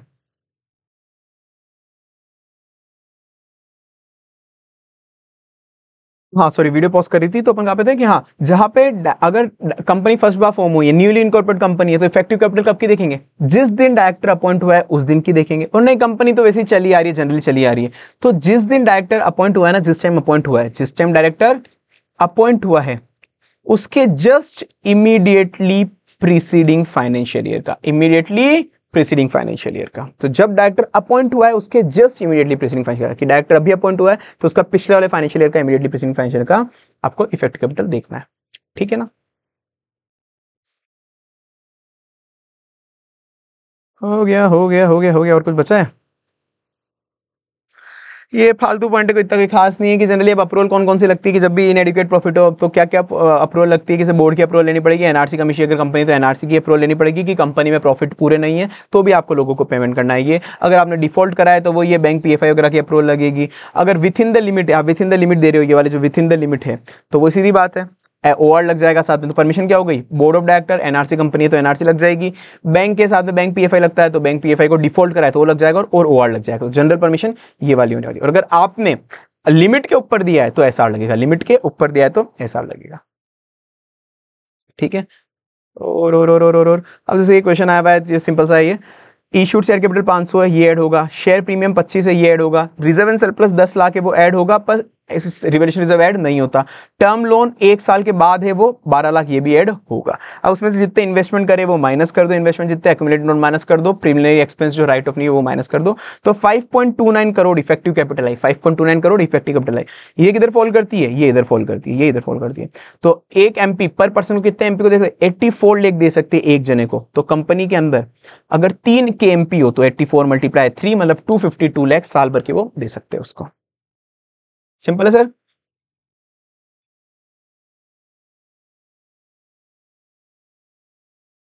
ठीक है सर, तो ये अपन अभी जस्ट पढ़ लिया है। तो क्या था अपना 500 250, 500 250 नेगेटिव से 5, 5 से 100, 100 से 250, 250 के ऊपर वाला 60 84 120, 60 84 120 पर पर्सन वाला देना अपन को, 60 84 120 और 120 प्लस इफेक्टिव कैपिटल माइनस 250 करो, इधर 12 17 24, 12 17 24। उसके बाद प्रोफेशनल कैपेसिटी में आप दे सकते हो, अगर इसको एडिशनल मतलब ऊपर वाले रुपए के अलावा एक्स्ट्रा प्रोफेशनल कैपेसिटी में आप दे सकते हो, प्रोवाइडेड उसमें कंपनी का कोई भी इंटरेस्ट उसने होल्ड नहीं करा हुआ 0.5% सबसे ज्यादा, उसका कोई भी रिलेशन नहीं था लास्ट 2 साल में किसी भी प्रमोटेड एक्ट वगैरह इनसे, वो ग्रेजुएट क्वालिफाइड बंदा था। इफेक्टिव कैपिटल की अपन ने कैलकुलेशन देख ली थी, अभी जस्ट ही अपन ने कैलकुलेशन देखी करी है वो, ठीक है।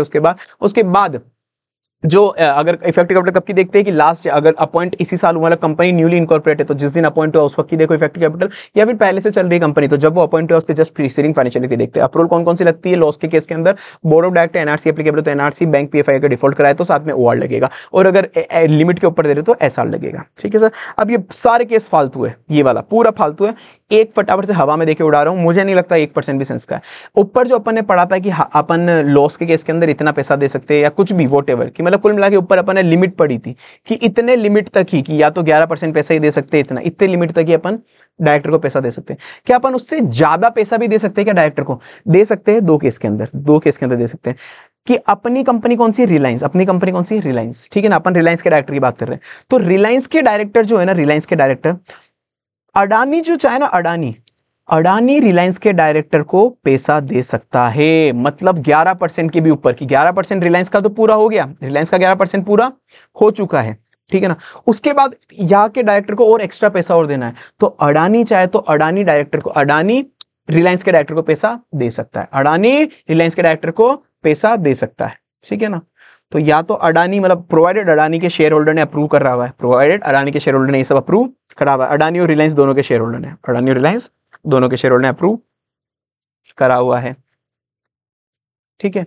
या फिर अडानी की जगह कोई दूसरी फॉरेन कंपनी, अडानी की जगह कोई दूसरी फॉरेन कंपनी है, तो फॉरेन कंपनी या फिर कोई दूसरी कंपनी, फॉरेन कंपनी या फिर दूसरी कंपनी जिसके शेयर होल्डर ने अप्रूव करा हुआ है, वो दूसरे के डायरेक्टर को पैसा दे सकती है। इसके 11% की लिमिट ऑलरेडी एग्जिट हो गई है रिलायंस की, तो भी वो डायरेक्टर को इधर पैसा दे सकती है। पर एक चीज देखनी पड़ेगी, इधर की 11% की लिमिट एग्जिट हो गई तो दूसरी कंपनी पैसा दे रही है, इधर तो चल रहा है, तो ये वाला जो पैसा इधर दे रहे हैं, जैसे लेट से 50 लाख दिया, इधर 50 लाख दिया, तो ये जो 50 लाख अडानी दे रहा है या दूसरी फॉरेन कंपनी दे रही है, तो ये 50 लाख इनके जरूर काउंट हो जाएगा लिमिट में, कि तुम ऑलरेडी 50 लाख दे चुके हो तुम्हारे डायरेक्टर को, ऐसा मानेंगे तुमने तुम्हारे डायरेक्टर को पैसा दिया तो तुम्हारी खुद की लिमिट एग्जॉस्ट हो गई। तो ये जो 11% की लिमिट इनकी, अडानी की भी तो होगी 11%, अडानी की भी लिमिट सेम है, फॉरेन कंपनी की भी मान लो सेम ही है लगभग, तो इनकी भी तो लिमिट सेम ही है एक तरह से। तो ये जो 50 लाख दिया तो ये मान लेंगे तुमने 11% इधर एग्जॉस्ट कर लिया, 11% इधर एग्जॉस्ट कर लिया है,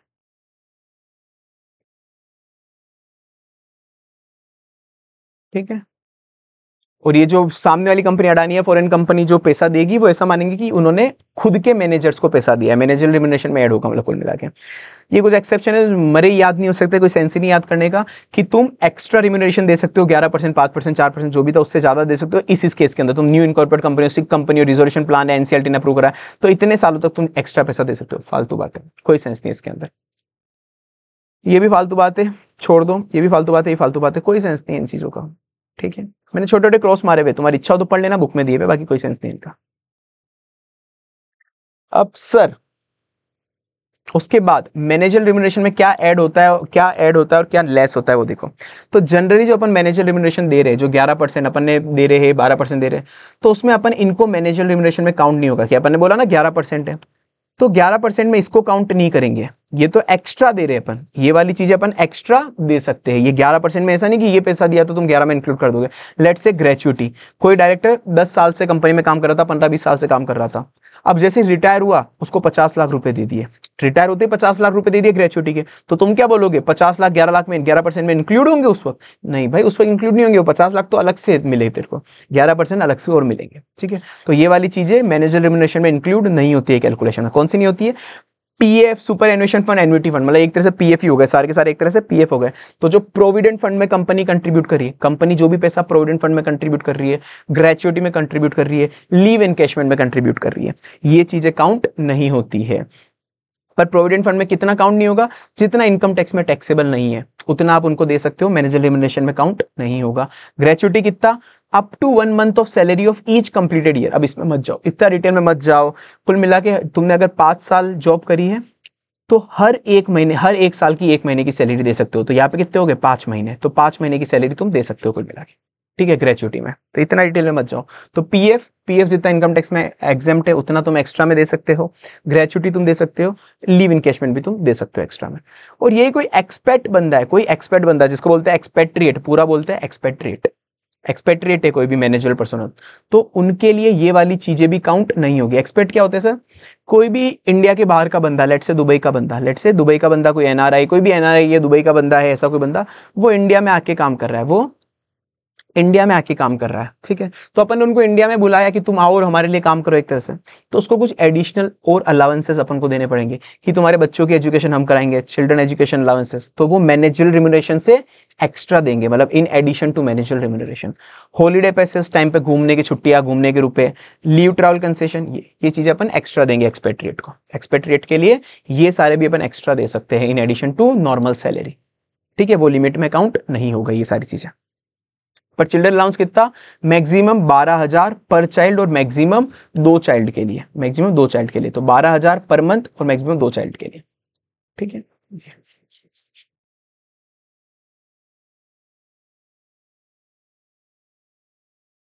ठीक है सर, तो अपन ने क्या पढ़ा? इन एडिशन अपन एडिशनली मैनेजर रिम्यूनरेशन क्या क्या दे सकते हैं सर? जनरली अपन in addition to manager remuneration अपन ये दे सकते हैं, लिमिट में काउंट नहीं होगा। पीएफ का पैसा जितना इनकम टैक्स में छूट है, सुपर एन्युएशन, एन्युटी वगैरह, ग्रेच्युटी हर कंप्लीटेड ईयर का 1 मंथ वाला दे सकते हैं, और लीव ट्रैवल वाला लीव इनकेशमेंट दे सकते हैं सर। वैसे एक्सपेक्ट को अपन और कुछ एक्स्ट्रा और देते हैं। चिल्ड्रन का जो एजुकेशन अलाउंस है वो 12,000 पर महीने पर चाइल्ड, 2 चाइल्ड मैक्सिमम होते हैं उसके अंदर, हॉलीडे पैसेज और leave travel concession.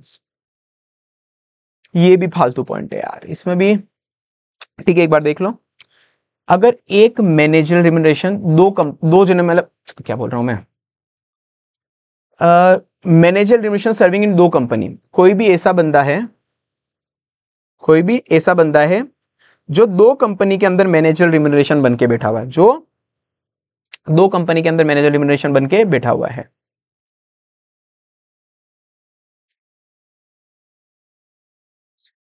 Let's say ये रिलायंस के अंदर भी केएमपी है कोई बंदा, मैनेजर रिम्यूनरेशन है, और कोई अडानी के अंदर भी है, और कोई अडानी में भी है।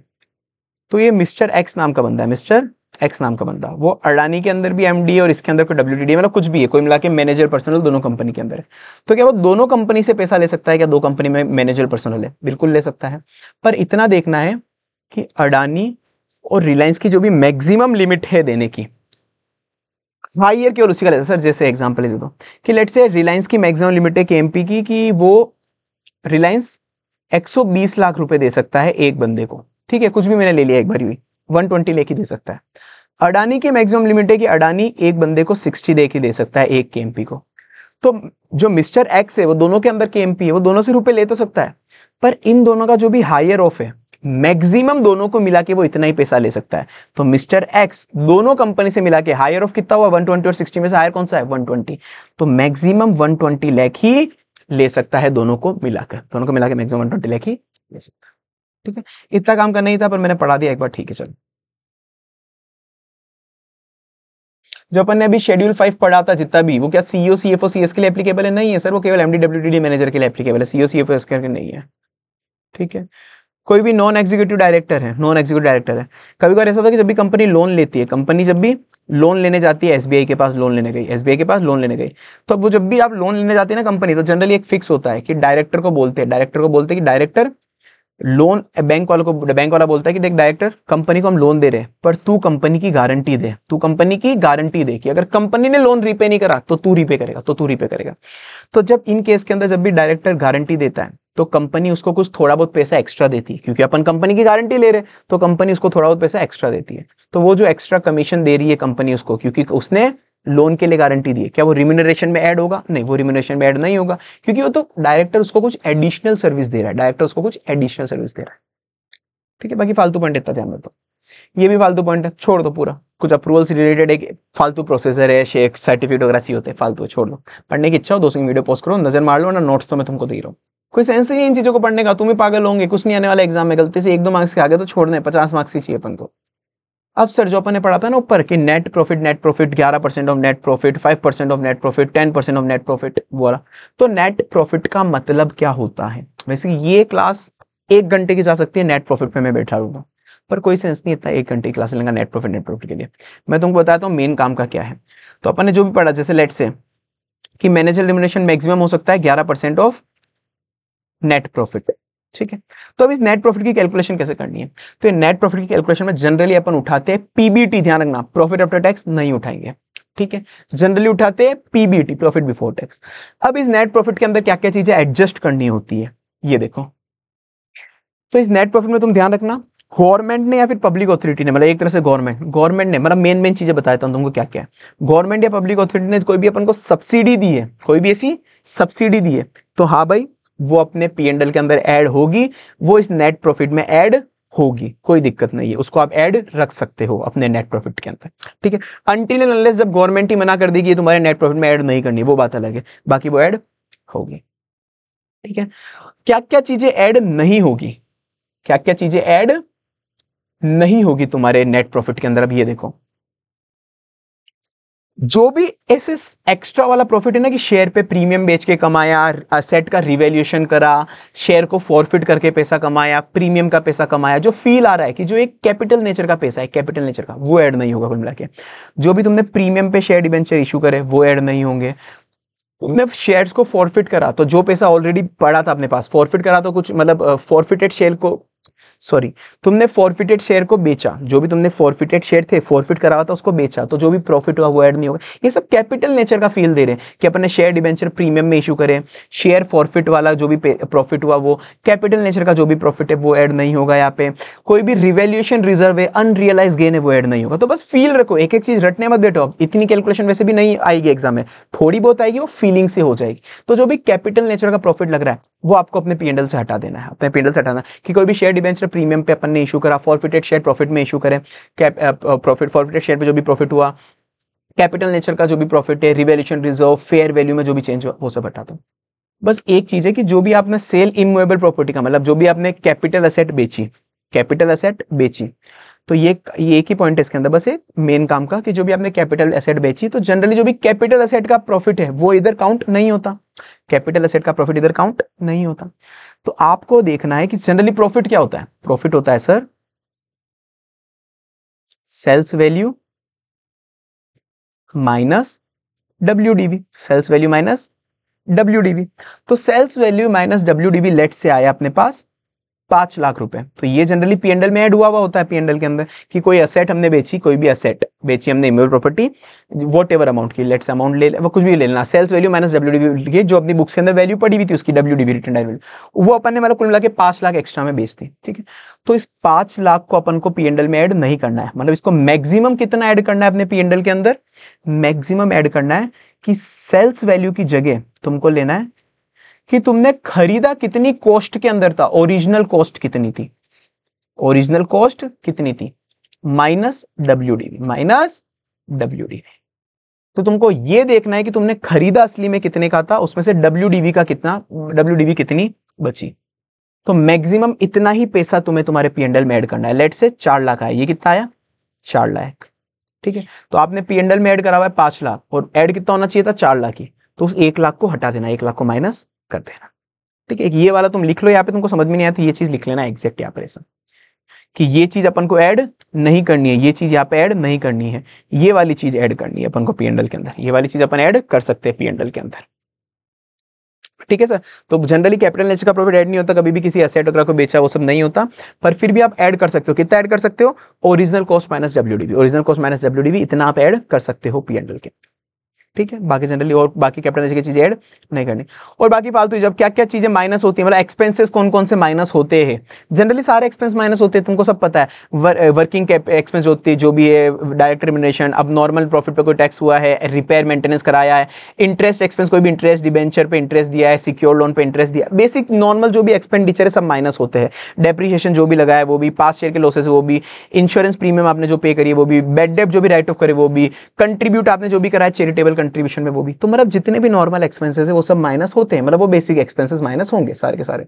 बट एक चीज ध्यान रखना, एक और यहाँ पे कोई भी कंपनसेशन या डैमेजेस पे करा आपने किसी को भी जो आपकी लीगल लाइबिलिटी थी, आपने कोई भी कंपनसेशन पे करा किसी को क्योंकि आपकी लीगल लाइबिलिटी थी पे करने की, आपकी लीगल लाइबिलिटी थी, तो वो यहां पर माइनस होगा। आपने किसी को भी कंपनसेशन दिया कि लेट से कोई लीगल लाइबिलिटी बोलती थी कि आपने कोई हादसा हो गया कस्टमर के साथ, कस्टमर कुकर ले गया था कस्टमर अपने यहाँ पे और वो कुकर फूट गया,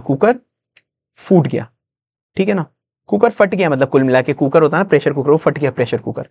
तो कोर्ट ने ऑर्डर दिया कि आपको इसको 5 लाख रुपए देने पड़ेंगे, तो अपन ने 5 लाख दिए, तो लीगल लाइबिलिटी आ गई एक तरह से, अपन ने इसलिए कंपनसेशन दिया, तो वो माइनस होगा। पर यही 5 लाख तो दिए, पर मेरी और इच्छा बनी कि मैं 2 लाख एक्स्ट्रा और दे देता हूं, यार मेरी वजह से गलती हुई, 2 लाख एक्स्ट्रा और देता हूं, मतलब वॉल्यूंटरी कुछ जानबूझ के और एक्स्ट्रा और देता हूं, तो वो माइनस नहीं होता, ये रहा कि माइनस क्या नहीं होगा, कंपनसेशन पेड वॉल्यूंटरीली जो आपने करा वो माइनस नहीं होगा। ठीक है, और वही आपने ब्रीच ऑफ कॉन्ट्रैक्ट, कोई भी कॉन्ट्रैक्ट था आपने ब्रीच कर दिया, उसके लिए कोई लाइबिलिटी बनी तो वो माइनस होगी, सीधी बात है, लीगल लाइबिलिटी। ठीक है, तो जनरली क्या नेट प्रॉफिट शुरू होता है जनरली PBT से, ऐसे शुरू होता है। अब आपको उसके अंदर ध्यान रखना है कि जो भी सब्सिडी गवर्नमेंट ने दी वो जनरली ऐड होती है, मतलब प्रॉफिट माना जाएगा उसको अंदर। पर क्या अपन उसको क्या क्या प्रॉफिट नहीं मानेंगे, जो भी अपन ने कैपिटल नेचर का प्रॉफिट है, प्रीमियम जो भी शेयर डिबेंचर वगैरह पे हुआ, फॉरफिट नेचर पे जो भी प्रॉफिट हुआ, कैपिटल नेचर का जो प्रॉफिट हुआ, रिवोल्यूशन नेचर का जो भी प्रॉफिट हुआ, वो सब नहीं होता इसके अंदर, ठीक है ना। और जो भी इमूवेबल प्रॉपर्टी है उसके अंदर फिर भी अपन थोड़ा सा प्रॉफिट ऐड कर सकते हैं, कितना, ओरिजिनल कॉस्ट माइनस WDV का उतना अपन ले सकते हैं। क्या क्या माइनस होता है जनरली, सब माइनस होता है, जितने भी आपके नॉर्मल एक्सपेंस सारे माइनस होते हैं, इंश्योरेंस प्रीमियम वगैरह सब माइनस होता है, बेड डेप रिटर्न ऑफ सब। पर जो भी डैमेजेस आपने कंपनसेशन दिया है, आपने लीगल लाइबिलिटी या ब्रीच ऑफ कॉन्ट्रैक्ट से, वो तो माइनस होगा, पर जो वॉलंटरी दिया है वो माइनस नहीं होता है, ठीक है ना। और इनकम टैक्स भी माइनस नहीं होता है, सिंपल सी बात है, PBT से अपन ने शुरू कराया तो इनकम टैक्स माइनस नहीं होगा। और यही सेम चीज है कि माइनस क्या नहीं होता, कोई भी कैपिटल नेचर का प्रॉफिट अपन ऐड नहीं करते। अपन ने देखा था ना, कैपिटल नेचर का प्रॉफिट ऐड नहीं करते, तो कैपिटल नेचर का जो भी लॉस है वो भी ऐड नहीं करेंगे। कोई असेट बेचा लॉस हो गया, तो वो माइनस नहीं होगा। पर कितना माइनस कर सकते हैं, वहां पे भी तो था, यहाँ पे तुम चाहो तो लिख लो कि कितना अपन प्रॉफिट ऐड कर सकते हैं अगर प्रॉफिट हुआ कैपिटल नेचर पे, प्रॉफिट हुआ कैपिटल नेचर पे, ठीक है ना। तो प्रॉफिट हुआ तो आप कितना ऐड कर सकते हो, अप टू जो भी आपकी ओरिजिनल कॉस्ट थी असेट की माइनस WDV, इतना ऐड कर सकते हो। और लॉस हुआ तो कितना माइनस कर सकते हो, लॉस हुआ तो आप माइनस कर सकते हो कितना, WDV माइनस सेल्स प्रोसीड, इतना माइनस कर सकते हो, WDV माइनस सेल्स प्रोसीड, ठीक है, WDV माइनस सेल्स प्रोसीड इतना कर सकते हो। बाकी इसके अलावा कुछ भी कैपिटल गेन लॉस पे एड्रेस नहीं होता, ठीक है, ये हो गया। तो ऐसे आप नेट प्रॉफिट की कैलकुलेशन कर सकते हो। ये वाला एग्जांपल है, ऑलरेडी हो जाएगा इसी, मैंने बता दिया तुमको, तो मेन पॉइंट था इसका पहले। अब सर अपने छोटे छोटे सेक्शन बचे, कुछ नहीं, 2-3 पेज और बचे हैं, फटाफट कर लेते हैं इसको। ज्यादा कुछ बचा नहीं है अब अपना, कुछ नहीं फालतू बातें सर। कुल मिला के सर जो भी अपने MD मैनेजर CEO है, किसकी बात कर रहा हूं मैं, MD मैनेजर CEO, चाहे अभी के या जो कंपनी छोड़ के जा चुके हैं, चाहे अभी के या कंपनी छोड़ के जा चुके हैं, तो कभी भी ऐसा हुआ कि अपन ने उनको कोई पैसा दे दिया, लेट से अपन ने दिया था 11% ऑफ नेट प्रॉफिट दिया था, नेट प्रॉफिट उस वक्त था 1000 करोड़ का, 1000 करोड़ का नेट प्रॉफिट था, तो 11% मतलब मैक्सिमम अपन ने था कि 11 करोड़ अपन ने उनको दे दिया, पैसा 11 करोड़ दे दिया। बाद में पता पड़ा कि ये नेट प्रॉफिट 1000 करोड़ का था ही नहीं, बाद में पता पड़ा नेट प्रॉफिट 1000 करोड़ का था ही नहीं। अपन ने फाइनेंशियल स्टेटमेंट को रीस्टेट करा, मतलब वापस से नया बनाया, क्योंकि ये गलत प्रॉफिट कैलकुलेट हो गया था, प्रॉफिट इतना था ही नहीं, कुछ भी रीजन हो सकता है, चाहे फ्रॉड हुआ हो या फिर कोई भी लो रेगुलेशन का नॉन कंप्लायंस कराओ गलती से। कुल मिला के या तो फाइनेंशियल स्टेटमेंट में कोई गड़बड़ थी, या तो फ्रॉड हुआ था, या फिर अपन ने कोई कंपनीज एक्ट वगैरह पे नॉन कंप्लायंस करी थी, जिस वजह से अपना प्रॉफिट गलत कैलकुलेट हुआ, अब पता पड़ा है तो 500 करोड़ का प्रॉफिट ही है, अब पता पड़ा 500 करोड़ का प्रॉफिट ही है, तो 500 करोड़ पे 11% कितना होता है, 5.5 करोड़, लगभग 5.5 करोड़, लगभग ठीक है, थोड़ा ऊपर नीचे हो तो देख लेना, तो लगभग 5.5 करोड़, तो देना चाहिए था 5.5 करोड़, दे कितना दिया, 11 करोड़। तो जो एक्सेस रिम्यूनरेशन अपन ने दिया वो रिकवर होगा नहीं होगा, बिल्कुल होगा, वो अपन को रिकवर करना है, बात खत्म, ठीक है। तो जब भी आप रीस्टेट करो financial statement due to fraud और non compliance of companies act, तो चाहे वो बंदा छोड़ के चले गए हो, पास्ट या प्रेजेंट, वो डायरेक्टर ना छोड़ के चले गए हो, तो भी अपन को उससे लेना है, पर किससे ले सकते हैं अपन, केवल MD WTD मैनेजर CEO, केवल इन्हीं से ले सकते हैं वापस से, MD WTD manager CEO, MD WTD manager CEO। तो मतलब एक तरह से ये तो हो गए अपने managerial personnel plus CEO, manager personnel plus CEO, इनसे ही ले सकते हैं। इसके अलावा और कोई भी नॉन एग्जीक्यूटिव डायरेक्टर या इंडिपेंडेंट डायरेक्टर इनसे नहीं ले सकते, कोई भी non executive director independent director इनसे आप नहीं ले सकते, चाहे आपने एक्स्ट्रा भी क्यों ना दे दिया, ठीक है, बात खत्म। फालतू पॉइंट है sir, fixation of limit of remuneration की कंपनी, कोई भी कंपनी अपनी खुद की कंपनी का लिमिट फिक्स कर सकती है कि हम मैक्सिमम डायरेक्टर को कितना देंगे, फालतू बात है, वो अमाउंट डिसाइड कर सकती है कि हम मैक्सिमम 5 लाख रुपए देंगे मंथ के, या 2% ही देंगे, ये डिसाइड कर सकती है, ठीक है ना। वो सब कंपनी के ऊपर है, कंपनी बहुत सारी चीजें देखेगी, कंपनी का प्रॉफिट कितना है, सामने वाले की क्वालिफिकेशन कितनी है, सब चीजें छोड़ दो, काट दो, ये भी काट दो सर, कुछ काम का नहीं है कि जब भी आपको शेयर सेंट्रल गवर्नमेंट की से परमिशन लेनी होती है, कभी कभार होता है ना कि मैनेजर को अपॉइंट करना है, मतलब KMP या मैनेजर पर्सन को अपॉइंट करना है, तो अपन को सेंट्रल गवर्नमेंट की अप्रूवल लगती है, कभी कभार होता है ना, अपन ने कुछ केसेस पढ़े थे, तो सेंट्रल गवर्नमेंट की अप्रूवल कैसे लेंगे सर, MR2 के अंदर लेंगे, 90 डेज के अंदर ले लेंगे, मतलब 90 डेज ऑफ अपॉइंटमेंट के अंदर ले लेंगे, फालतू बातें इतना कुछ नहीं है, 90 डेज के अंदर ले लेंगे, MR2 के अंदर लेंगे, और जब भी सेंट्रल गवर्नमेंट की अप्रूवल लेंगे अपन को नोटिस देना है, मेंबर्स को नोटिस देना है, साथ में आपको न्यूज़पेपर में सर्कुलेट करना है, एक न्यूज़पेपर वो वर्नाकुलर लैंग्वेज का जो अपनी लोकल लैंग्वेज है, और एक न्यूज़पेपर इंग्लिश का, उसमें सब कुछ चीजें आपको बतानी है न्यूज़पेपर में कि हम इस जने को अपॉइंट करने वाले, इस पे ये केस चल रहा है और हम सेंट्रल गवर्नमेंट की अप्रूवल ले रहे हैं, ये चीजें बतानी। फालतू बातें हैं, छोड़ दो, मतलब फालतू है, ये नहीं आएंगे एग्जाम में, पर मैंने एक बार बता दिया। अब ये काम का है compensation for loss of office, बस 2-3 सेक्शन और बचे अपने, compensation for loss of office कि लेट से कभी भी, अभी किसकी बात हो रही है,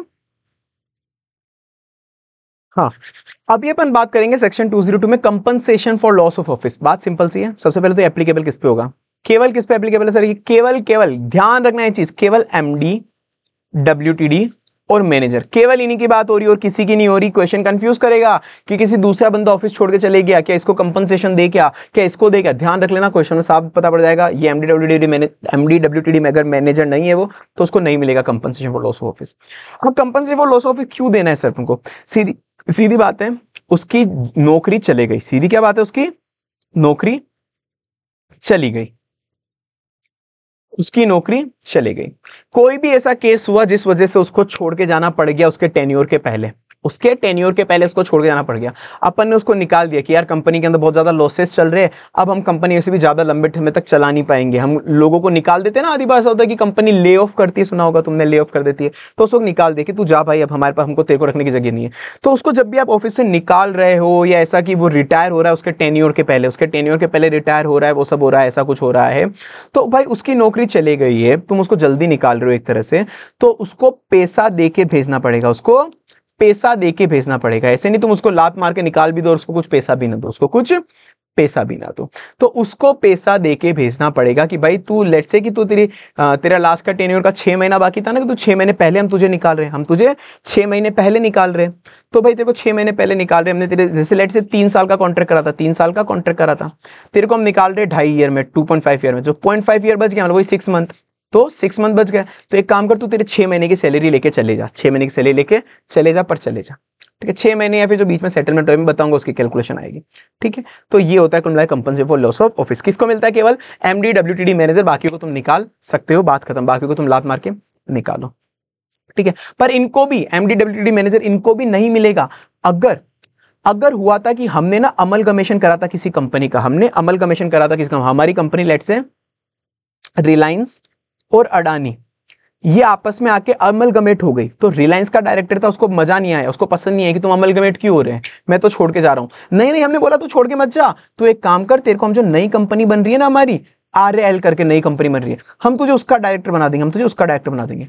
तो भी बोला नहीं मैं छोड़ के जा रहा हूं, तो फिर अपन उसको रुपए नहीं देंगे। अरे भाई तेरे को बोला ना तू यहाँ का डायरेक्टर है, हम तेरे को यहाँ का बना देंगे, क्या फर्क पड़ रहा है, क्या फर्क पड़ रहा है। हाँ अगर ऐसा होता है कि हम तुझे यहाँ का भी डायरेक्टर नहीं बनाते और तू फिर छोड़ के जा रहा होता तो रुपए देने ही थे, पर हमने बोला यहाँ का डायरेक्टर बना देंगे, फिर भी तू छोड़ के जा रहा है तो जा, फिर तेरे को पैसा नहीं देंगे, ठीक है ना। और उसने वही रिजाइन कर दिया, उसकी खुद की मर्जी से रिजाइन कर दिया, उस डायरेक्टर ने खुद की मर्जी से रिजाइन कर दिया, कोई रीजन नहीं है, कोई ये वाला कोई रीजन नहीं है, डायरेक्टर ने खुद की मर्जी से रिजाइन कर दिया, ठीक है। मतलब अमलगमेशन नहीं हुआ, कंपनी का रिकंस्ट्रक्शन नहीं हुआ, तो भाई तू तेरी मर्जी से छोड़ के जा रहा है तो थोड़ी ना तेरे को रुपए देंगे, चले जा।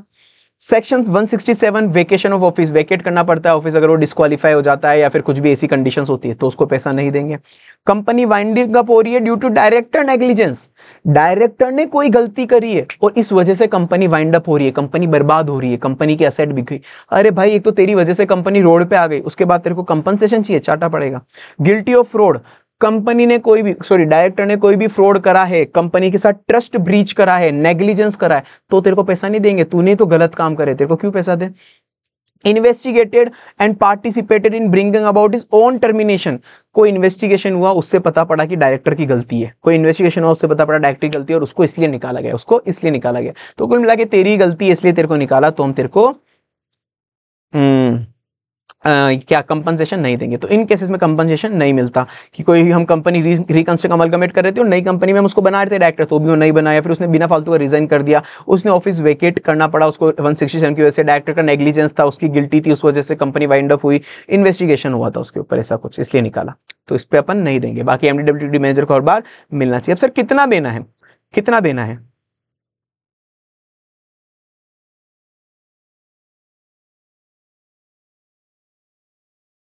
एवरेज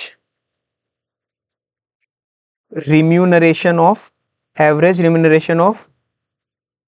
लास्ट 3 ईयर, ये तो हो गया average remuneration of last 3 year, मतलब रुपए, इतने रुपए देने उसको, लास्ट 3 साल की उसकी जो भी रिम्यूनरेशन थी उसका एवरेज निकालो, मल्टीप्लाई अब कितना मंथ का कितना ईयर का देना है, जो भी उसका रिमेनिंग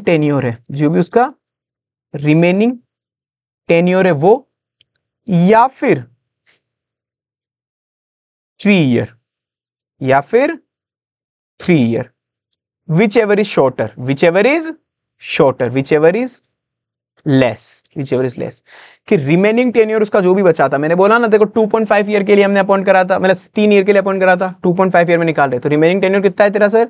रिमेनिंग टेन्योर भाई इसका 6 महीने, रिमेनिंग टेन्योर कितना है? 6 महीने, रिमेनिंग टेन्योर 6 महीने, तो 6 महीने या फिर 3 साल, विच एवर इज लेस कितना हुआ? 6 महीने, 6 महीने लेस हुआ, तो 6 महीने के हिसाब से उसको सैलरी दे दो। कितनी सैलरी दोगे? जो भी लास्ट 3 साल की उसकी एवरेज सैलरी थी, लास्ट 3 साल की एवरेज सैलरी थी, उस हिसाब से जो भी उसकी 6 महीने की सैलरी बन रही है दे दो, 6 महीने की सैलरी बन रही दे दो। और अगर वो लास्ट 3 साल कंपनी में था ही नहीं तो क्या वगैरह सर, जनरली लास्ट 3 साल की सैलरी जनरली होता है फाइनेंशियल, लास्ट 3 साल निकाल लो, FY 1 2 3, तो उसकी FY 1 2 3 में जो भी सैलरी थी, इस वक्त 2 लाख थी, इस वक्त 3 लाख थी, इसकी 4 लाख थी, तो इनकी एवरेज कितना हो गया? 2 3 4 का, 2 + 3 + 4 9 डिवाइड बाय 3, 9 डिवाइड बाय 3 कितना आएगा? 3, तो 3 लाख इसकी या तो पर मंथ सैलरी देख लो या पर ईयर सैलरी, मतलब फिर तुम कन्वर्जन करते रहना ईयर को मंथ में, तो 3 लाख रुपए कुल मिला के ईयरली मान लो, 3 लाख रुपए ईयरली सैलरी है, 3 लाख रुपए ईयरली सैलरी थी, ठीक है। अब यहाँ पे इसको रिमेनिंग टेन्योर कितना बचा था? 6 महीने, 6 महीने, अपन ने कितना पैसा दे रहे इसको? 6 महीने का दे रहे, तो 3 लाख साल का था, 6 महीने का कितना होगा? 6/12 हाफ पैसा दे दो, तो उसका 6 महीने का दे दो उसका पैसा, तो जो भी बना इसका 1.5 लाख उसको देके निकालो यहाँ से, ठीक। और सर यही होता कि अगर उसने यहाँ पे तो था कि उसने 3 साल सर्व करा, अगर वो 3 साल सर्व ही नहीं करता तो जितने भी साल सर्व करा उसका एवरेज निकाल लो, कि लेट से 3 साल था ही नहीं कंपनी में, 2 साल ही था केवल, इस साल था ही नहीं कंपनी में, तो यहाँ पे जो टेन्योर लेना है कितना, यहाँ पे जो पैसा लेना है वो कितना ले, इन 2 साल का एवरेज ले लो, यहाँ पे 3 + 4 / 2 कर लो, तो ये हो गया 3.5 लाख, 3.5 लाख के हिसाब से उसको पैसा दे दो। ठीक है सर, सिंपल है ना, यही है, इजी था, हो गया। और सर अपन को उसको कभी भी पैसा नहीं देना है अगर उसको निकालने के पहले या जस्ट बाद, उसके निकालने के यहाँ पे उसको निकाला या गया वो छोड़ के, यहाँ के जस्ट या तो 12 महीने पहले या उसके जस्ट 12 महीने बाद कभी भी वाइंड अप की प्रोसीडिंग शुरू हो गई, कि उसके जस्ट जाने के पहले 12 महीने या फिर उसके जस्ट जाने के बाद में 12 महीने वाइंड अप की प्रोसीडिंग अगर शुरू हो गई तो उसको पैसा नहीं मिलेगा, ठीक है, क्योंकि भाई तेरी वजह से वाइंड अप हुई है कंपनी, और प्लस साथ में अपने पास इतने रुपए बचे नहीं कि उसको दे दे, असेट इनसफिशिएंट है अपने पास देने के, ठीक है।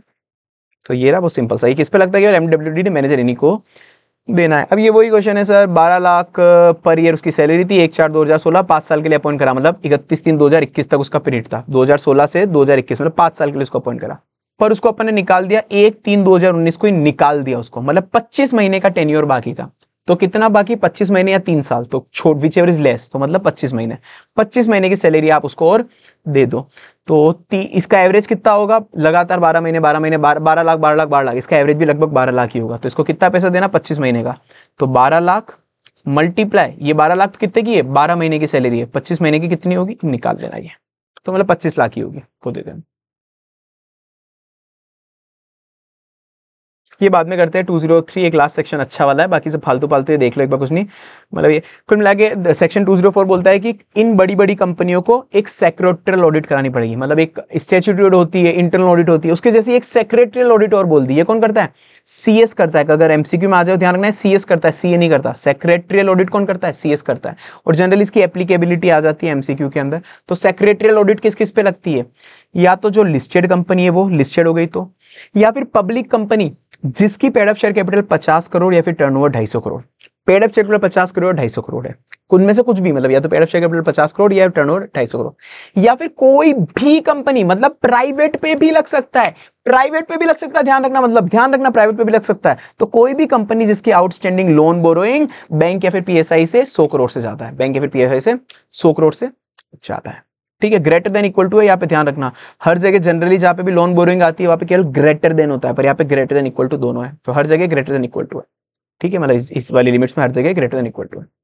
तो सर किस किस पे लगेगी सेक्रेटरी ऑडिट, या तो लिस्टेड कंपनी, आप एक लिस्टेड कंपनी, या फिर पब्लिक कंपनी जिसका paid up share capital turnover है कितना, 50 और 250 करोड़, 50 और 250 करोड़, 50 और 250 करोड़, 50 और 250, 50 और 250, या फिर कोई सी भी कंपनी, चाहे प्राइवेट क्यों नहीं हो, पब्लिक क्यों नहीं हो, कोई सी भी कंपनी जिसका लोन 100 करोड़ या 100 करोड़ से ज्यादा है, loan boring from bank and PFI 100 crore या 100 करोड़ से ज्यादा है, बात खत्म। तो कौन करेगा, सीएस करेगा, उसकी ऑडिट रिपोर्ट वो MR3 में सबमिट करेगा, बात खत्म है, ठीक है। और अगर कोई भी सीएस ने, कंपनी सेक्रेटरी ने कोई भी क्वालिफिकेशन दी कि आपकी कंपनी में ये अच्छा नहीं चल रहा, ये अच्छा नहीं चल रहा, तो जो बोर्ड रिपोर्ट के अंदर डायरेक्टर पूरा रीजन बताएंगे कि सीएस ने क्या क्या क्वालिफिकेशन दी, पूरा बताएंगे उसके अंदर।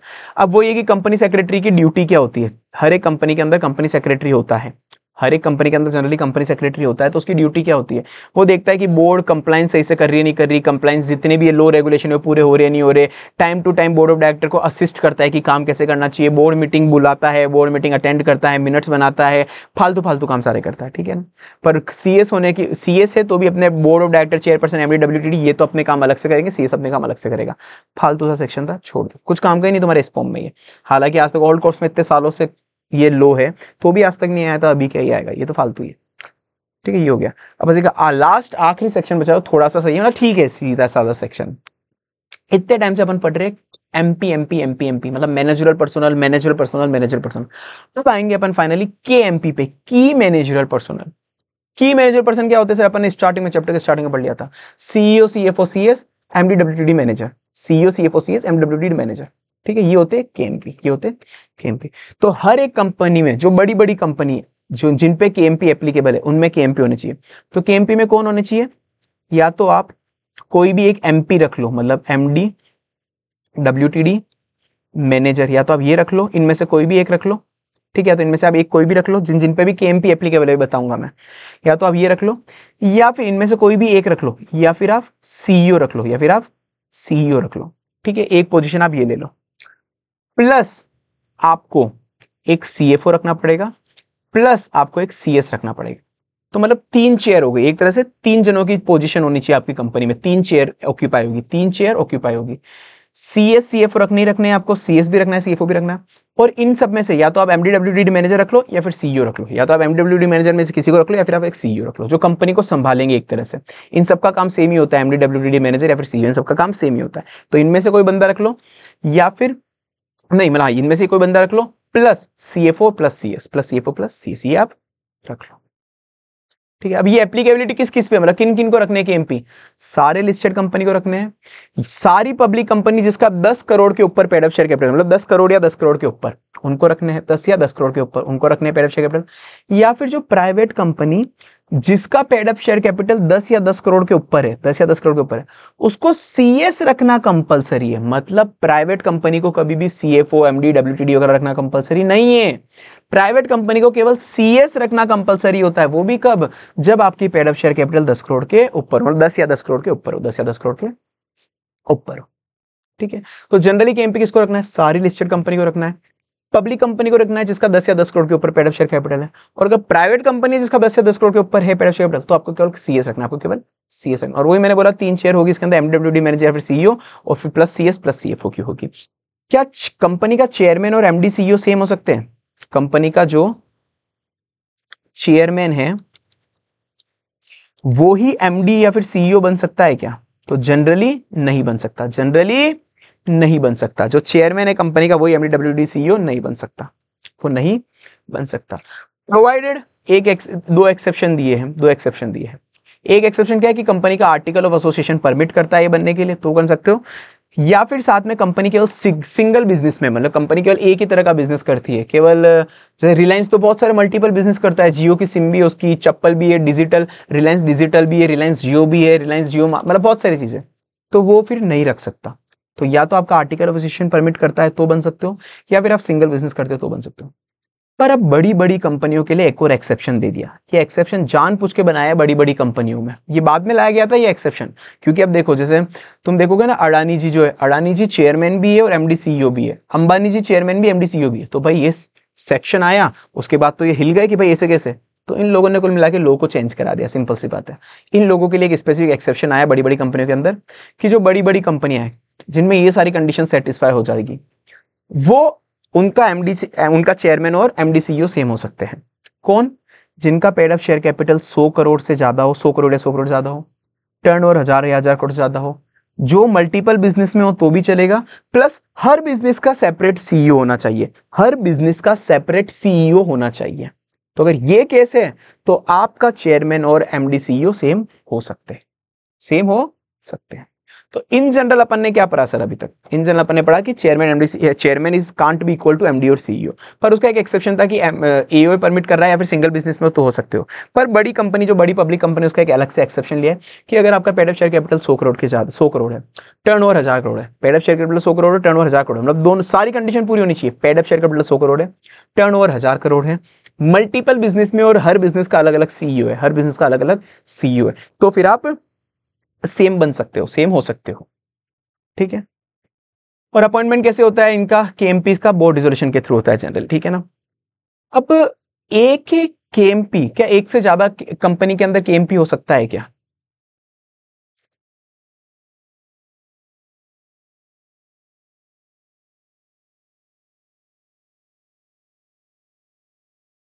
कोई बंदा है मिस्टर एक्स, मिस्टर एक्स, वो रिलायंस के अंदर कोई केएमपी है, वो रिलायंस के अंदर कोई ऑलरेडी केएमपी है, ठीक है। अब क्या वो अडानी की कंपनी में भी, अडानी एंटरप्राइजेस के अंदर भी वो क्या केएमपी बन सकता है क्या? अडानी में भी वो, यहाँ पे मिस्टर एक्स रिलायंस में पहले से केएमपी है, क्या वो अडानी में भी केएमपी बन सकता है क्या? नहीं सर, एक बंदा एक ही कंपनी में केएमपी हो सकता है, वो चाहे तो अडानी का कोई नॉन एग्जीक्यूटिव डायरेक्टर बन सकता है, मतलब उसमें भी रिलायंस की परमिशन लगेगी, रिलायंस के बोर्ड की परमिशन लगेगी, पर फिर भी कोई नॉन एग्जीक्यूटिव डायरेक्टर बन सकता है, पर केएमपी नहीं बन सकता, पर केएमपी नहीं बन सकता, ठीक है ना। और एक और एक्सेप्शन दे दिया, मतलब नॉन एग्जीक्यूटिव डायरेक्टर तो बन सकता है, और एक और दे दिया कि जनरली एक बंदा एक ही कंपनी में केएमपी हो सकता है, पर सब्सिडरी के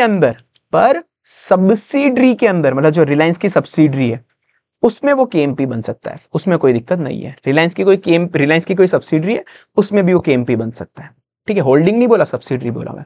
तो मिस्टर एक्स अगर रिलायंस में केएमपी है, मिस्टर एक्स अगर रिलायंस में केएमपी है, तो रिलायंस की सब्सिडरी में भी केएमपी हो सकते हैं, रिलायंस की सब्सिडरी में भी केएमपी हो सकते हैं, और बाकी कहीं पे भी नहीं हो सकते, उसके अलावा बाकी कहीं पे भी केएमपी नहीं बन सकते। तो ये देखो, whole time KMP can not hold office in more than one company except subsidiary, पर वो ये कि दूसरी कंपनी में नॉन एग्जीक्यूटिव डायरेक्टर बन सकता है, उसमें भी बोर्ड की परमिशन लगेगी। अब एक और चीज है, अब क्या एमडी मैनेजर भी होते तो केएमपी है, पर अब ये एक्सेप्शन है, अब इसका बहुत ज्यादा लंबा चले जाएगा, छोड़ो अभी, मतलब चलो मैं कुल मिला के फाइनल कट्स बताता हूँ। क्या एमडी मैनेजर भी दूसरी कंपनी के अंदर बन सकते हैं? क्या एक ही बंदा एमडी मैनेजर मेरी कंपनी में भी है, दूसरी कंपनी में बन सकता है क्या? भाई है तो ये भी केएमपी ना, है तो ये भी केएमपी ही, तो ये भी नहीं बन सकता, पर इसको एक एक्सेप्शन दे दिया कि अगर आप रिलायंस में हो एमडी या मैनेजर, तो आप दूसरी एक और कंपनी में, केवल एक और दूसरी कंपनी में एमडी मैनेजर बन सकते हो, बात खत्म। केवल एक कंपनी के लिए एक समझ कि एक और कंपनी में आप एमडी मैनेजर बन सकते हो, only in one other company, ठीक है। ये एक्सेप्शन किसके लिए? एमडी मैनेजर वगैरह के लिए सर, उसके अलावा जो बाकी के एमपी जो भी है, सीईओ, सीएफओ, सीएस, उनके लिए नहीं है, ठीक है। तो ओनली वन कंपनी के अंदर बन सकते हो, पर उसमें भी सारे के सारे डायरेक्टर की यूनानिमस कंसेंट लगेगी, ये चीज ध्यान रखना, इंपॉर्टेंट है पूरा पॉइंट। सारे के सारे डायरेक्टर की यूनानिमस कंसेंट लगेगी, सारे डायरेक्टर से आपसे लेना पड़ेगा, मतलब जो भी डायरेक्टर उस वक्त मीटिंग में प्रेजेंट है, सारे डायरेक्टर जो प्रेजेंट है, सबसे आपको कंसेंट लेनी पड़ेगी, उसके बाद ही आप बन सकते हो। वैकेंसी हो गई कभी भी कुल मिला के केएमपी की, तो क्या करना पड़ेगा? 6 महीने के अंदर फुलफिल करना पड़ेगा। जनरली जो भी वैकेंसी होती है, अपन इंडिपेंडेंट डायरेक्टर की वैकेंसी पड़ी है, वुमेन डायरेक्टर की वैकेंसी पड़ी है, तो वो इंटरमिनेंट वैकेंसी होती है। उसके अंदर होता है कि नेक्स्ट बोर्ड मीटिंग के, हाँ, नेक्स्ट बोर्ड मीटिंग और 6 month whichever is earlier, whichever is later वाला पॉइंट लगता है जनरली हमेशा, विचएवर इज लेटर। यहाँ पे ऐसा कुछ भी नहीं है, बस 6 महीने के अंदर फुलफिल कर देना। जैसे आपकी कोई केएमपी की पोजीशन फुलफिल करनी है, 6 महीने में अंदर फुलफिल करना है। गवर्नमेंट कंपनी को एक्सेप्शन है, 6 महीने में के बाद भी नहीं करे तो चलेगा। पेनल्टी अगर कभी एक्सेप्शन हो जाए तो वो, और एक ही बंदा सेम कंपनी में भी 2 केएमपी की पोजीशन नहीं रख सकता, कि एक अकेला ही बंदा सेम कंपनी में सीएफओ भी बनना चाह रहा है, सीएस भी बनना चाह रहा है, नहीं बन सकता, ठीक है। डब्ल्यूटीडी ने रिजाइन करा है, तो बोर्ड को 6 महीने के अंदर उसको फुलफिल करना पड़ेगा। सर अपना चैप्टर हो गया समाप्त। बस अभी एक बार ये वाला वापस देख लो, क्या पढ़ा सर अपन ने? केएमपी किस किस को रखना कंपलसरी? जो तो लिस्टेड कंपनी है उसको, पब्लिक कंपनी सर जो वो वाली जिसका 10 करोड़ से ज्यादा पब्लिक शेयर कैपिटल है वो, प्राइवेट कंपनी वो वाला जो उनको होल टाइम केएमपी रखना है, प्राइवेट कंपनी वो जिसमें 10 करोड़ के ऊपर 10 या 10 करोड़ या 10 करोड़ के ऊपर पेड अप शेयर कैपिटल, उसको केवल सीएस रखना है। 3 चेयर होती है इसके अंदर जनरली, 3 चेयर मतलब एमडी डब्ल्यूटीडी मैनेजर सीईओ, इनमें से कोई एक रख लो, एमडी डब्ल्यूटीडी मैनेजर सीईओ इनमें से एक रख लो, प्लस सीएस प्लस सीएफओ आप रख सकते हो। चेयरमैन और एमडी सीईओ सेम हो सकते हैं क्या? हाँ जी सर, जनरली नहीं हो सकते, पर या तो एओ परमिट कर रहा है, सिंगल बिजनेस हो, या फिर बड़ी कंपनी, पब्लिक कंपनी जिसका 100 करोड़ का कैपिटल हो, 1000 करोड़ का टर्नओवर, मल्टीपल बिजनेस में हर बिजनेस का अलग अलग सीईओ हो। तो एक ही बंदा अलग अलग कंपनी, 2 कंपनी में केएमपी नहीं बन सकता, पर एक्सेप्शन एमडी मैनेजर को बोल दिया कि आप बन सकते हो एक किसी दूसरी कंपनी के लिए। पर इधर भी बोला कि होल टाइम मतलब केएमपी अगर आप हो तो दूसरी कंपनी में केएमपी बन सकते हो, केवल एक उसकी सब्सिडी में, बाकी में नहीं बन सकते, केवल एक सब्सिडी में बन सकते हो। और उसमें भी अगर आप एमडी मैनेजर हो और आप दूसरी कंपनी में भी बनना चाह रहे हो एमडी मैनेजर, तो आपको कंसेंट ऑफ ओल्ड डायरेक्टर लगेगी, ओल्ड डायरेक्टर, और जो वैकेंसी हो 6 महीने में फुलफिल करनी है। डन सर, अपना चैप्टर समाप्त हुआ है, ठीक है सर। तो आई होप अच्छे से गया होगा, मुझे पता है मैंने थोड़ा सा जल्दी लिया, पर फिर भी शायद आई थिंक 1.5 से 2 घंटे की क्लास ही रहेगी, पर सब कुछ कवर करा है अपन ने एटलीस्ट यहाँ पे लगभग, और जो बिल्कुल ही छुड़ा है वो तो बिल्कुल इरेलेवेंट था। पर मैंने बोला अब तुमको टाइम इतना ही जस्टिफाई करना है, बाकी जगह जाके मतलब बाकी इतना ज्यादा पढ़ के कोई सेंस नहीं बनेगा तुम करके, इतना ही पढ़ो पूरा स्पो में, बस 50 मार्क्स लेके पास होना है, और आईबीएस के अंदर भी अच्छे मार्क्स लाने हैं, उसके लिए मोर देन सफिशिएंट है। अब तुम जब मेरे से ऑडिट पढ़ोगे तब समझ आएगा कि जब मैं असली में वो पढ़ाऊंगा ना तुमको, जब जो तुम्हारे सीए फाइनल रिजल्ट में जिसके मार्क्स जुड़ेंगे, रैंक आएगी, एग्जामिशन आएगी, वो मैं तुमको भयंकर ही ज्यादा अच्छे से पढ़ाऊंगा। मतलब ये भी अच्छे से पढ़ा है, पर वो तो बहुत अच्छे से, इसमें थोड़ा जल्दी जल्दी हुआ, उसमें जल्दी नहीं करूंगा क्योंकि वो नॉर्मल क्लासेस होगी अपनी, ये तो है कि बस स्पोम वाली क्लासेस, ठीक है ना। तो भी सब कुछ अच्छे से हुआ। ऑडिट के अंदर तो एक एक चीज, एक एक लाइन का पोस्टमार्टम, एक एक चीज समझेंगे, एक एक चीज रटेंगे, वो अलग ही लेवल पे होगी ऑडिट अपना। तुम लेना मेरे से, मुझे पता पड़ेगा, जो सी एंटर से पढ़े वो तो लेंगे, अभी तुमको पता पड़ेगा, ठीक है। चलो सर, बाकी तो tata bye bye, see you.